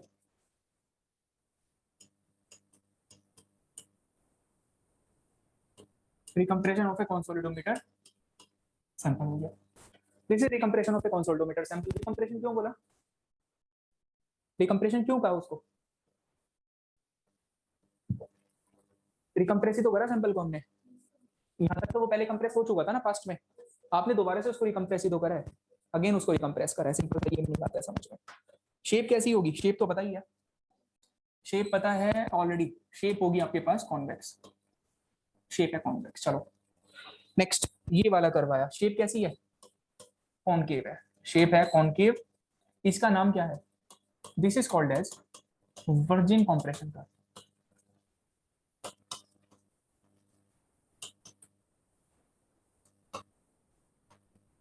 ये मतलब सिंपल। शेप कैसी है, कॉनकेव आएगी शेप निकल कर आपके पास में, soil NC soil, normally consolidated soils है, ये नॉर्मली कंसोलिडेटेड कंडीशन थी, और ये कौन सी थी, ये थी आपके पास में ओवर कंसोलिडेशन था ना, ओवर कंसोलिडेशन स्टेट है, this is over consolidation state, ये तो पता ही है सारी चीज ना, normal consolidation condition, over consolidation state, convex, recompression curve बोलते हैं इसको, अगेन रिकम्प्रेस कर दिया आपने, it is called as a virgin compression curve. कैसी शेप होगी, कॉनकेव होगी, सॉइल कैसी है, नॉर्मल कंसोलिडेटेड कंडीशन में है, soil is in the normal consolidation condition. चलिए ये कंडीशन आ गई आपके पास में। अब यहाँ पे क्या करा आपने, दिस इज अनलोडिंग एक्चुअली, ये क्या है, अनलोडिंग ही तो थी, तो यहाँ पे आपने क्या करा, इसको अनलोड कर दिया। ये अनलोड करोगे तो फिर से क्या कोशिश करेगा, अपनी ओरिजिनल कंडीशन में जाने की कोशिश करेगा, दिस इज अनलोडिंग एक्चुअली, ये अनलोडिंग थी। यहाँ पे अनलोडिंग करने के बाद ये क्या है, अगेन दिस इज रीलोडिंग, ये क्या है, फिर से रीलोडिंग है, अगेन इसको रीलोड कर दिया। अब शेप याद रखना सबकी, शेप्स इंपॉर्टेंट है। देखो अनलोडिंग की शेप कैसी दिख रही है, कॉनकेव से दिखाई दे रही है ना, और रीलोडिंग की कैसी दिख रही है, फिर से शेप कॉन्वेक्स दिख रही है, शेप इंपॉर्टेंट है। तो कॉनकेव वाले की शेप, इसको इसके कोरस्पॉन्डिंग इफेक्टिव से शो कर दो, सिग्मा बार बी लिख दो, बस ये बन गया आपका डायग्राम ना। चलिए ये कंडीशन थी, अब एक दो पॉइंट लिख लो इसमें, जस्ट खत्म हो गया चीज।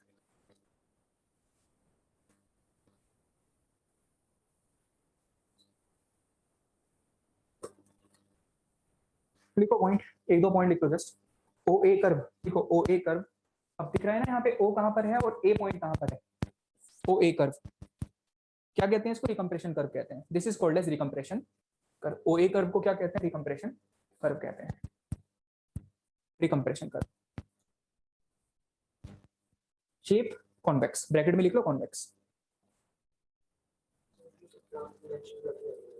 क्या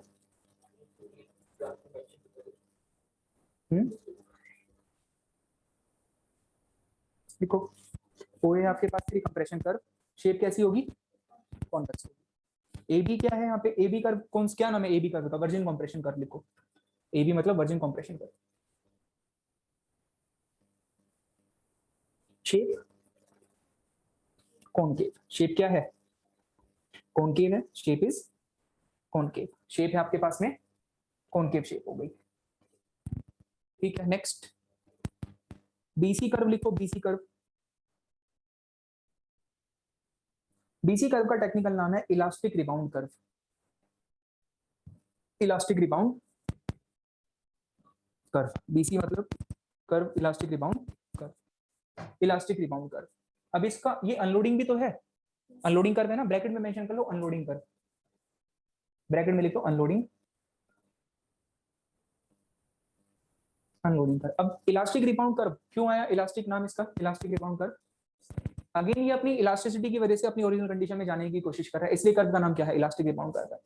अपनी इलास्टिसिटी प्रॉपर्टी जो इसके पास में थी उसकी वजह से ये अपनी ओरिजिनल कंडीशन में जाने की कोशिश कर रहा है थ्रू इस तरह के पाथ को फॉलो करते हुए, इस तरह के पाथ को फॉलो करते हुए, तो कर्व का नाम क्या रख दिया, इलास्टिक रिबाउंड कर्व कर दिया, इलास्टिक रिबाउंड कर्व, ठीक है।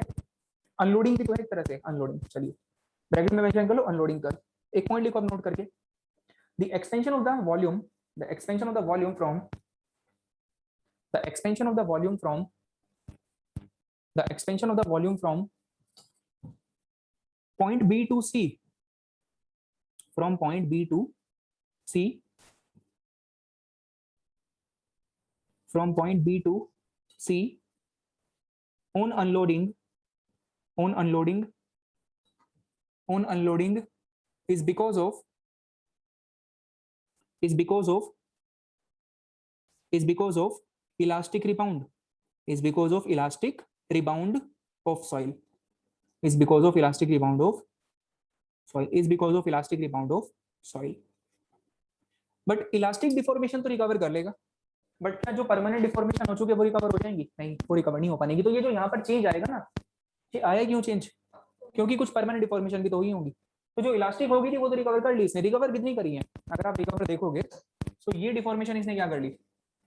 रिकवर कर ली। देखो डिफॉर्म तो ये यहाँ तक हो चुका था, डिफॉर्म तो यहाँ तक कर दिया था, जैसे ही लोड हटाया यहाँ तक था ना वॉइड रेशियो, अगेन ये फिर से यहाँ पे पहुंच गया, और ये क्या है? परमानेंट डिफॉर्मेशन रहेगी इसके अंदर।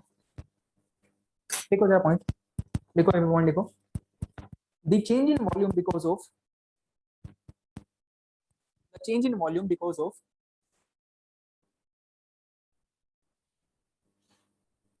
the change in volume because of permanent structure break,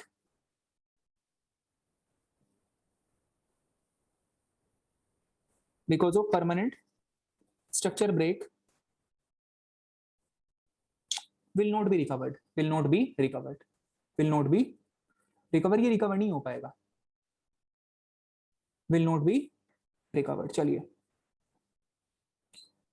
clear है? एक पॉइंट लिख लो जस्ट लास्ट,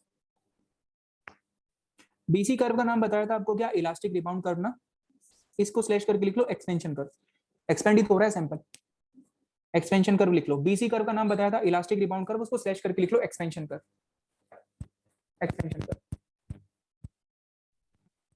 लिखो। लास्ट पॉइंट लिखो, जस्ट इस चैप्टर का लास्ट पॉइंट है एक्सपेंशन कर्व।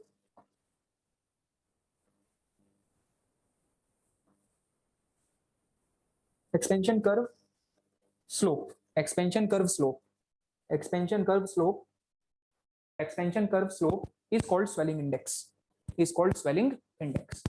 एक्सपेंशन कर्व के स्लोप को क्या कहते हैं? स्वेलिंग इंडेक्स कहते हैं। Is called swelling index which is the measure, which is the measure, which is the measure of increase in volume upon the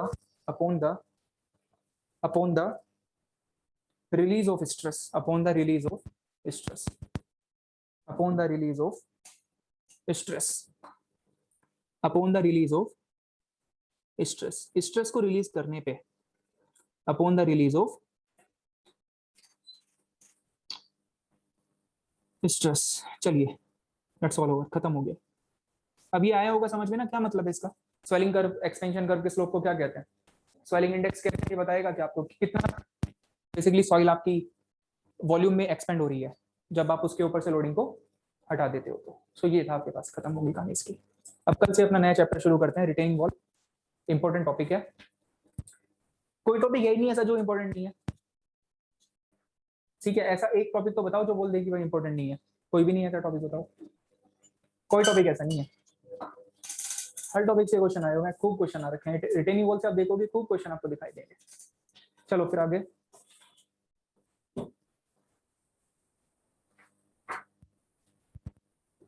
ओए से पहले भी कंप्रेशन हुआ है, ओए से पहले कंप्रेशन हुआ है। ओए तो हमारा स्टार्टिंग की पॉइंट है। ओए से तो स्टार्टिंग करी है,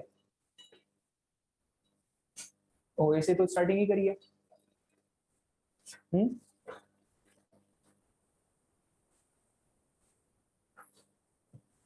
पहले आपने पास्ट में कंप्रेस कर दिया था पॉइंट ए तक, पास्ट में आपने पॉइंट ए तक कंप्रेस कर दिया था सैंपल को, उसके बाद हटा दी लोडिंग, फिर से दोबारा से रिकम्प्रेस करा उसको।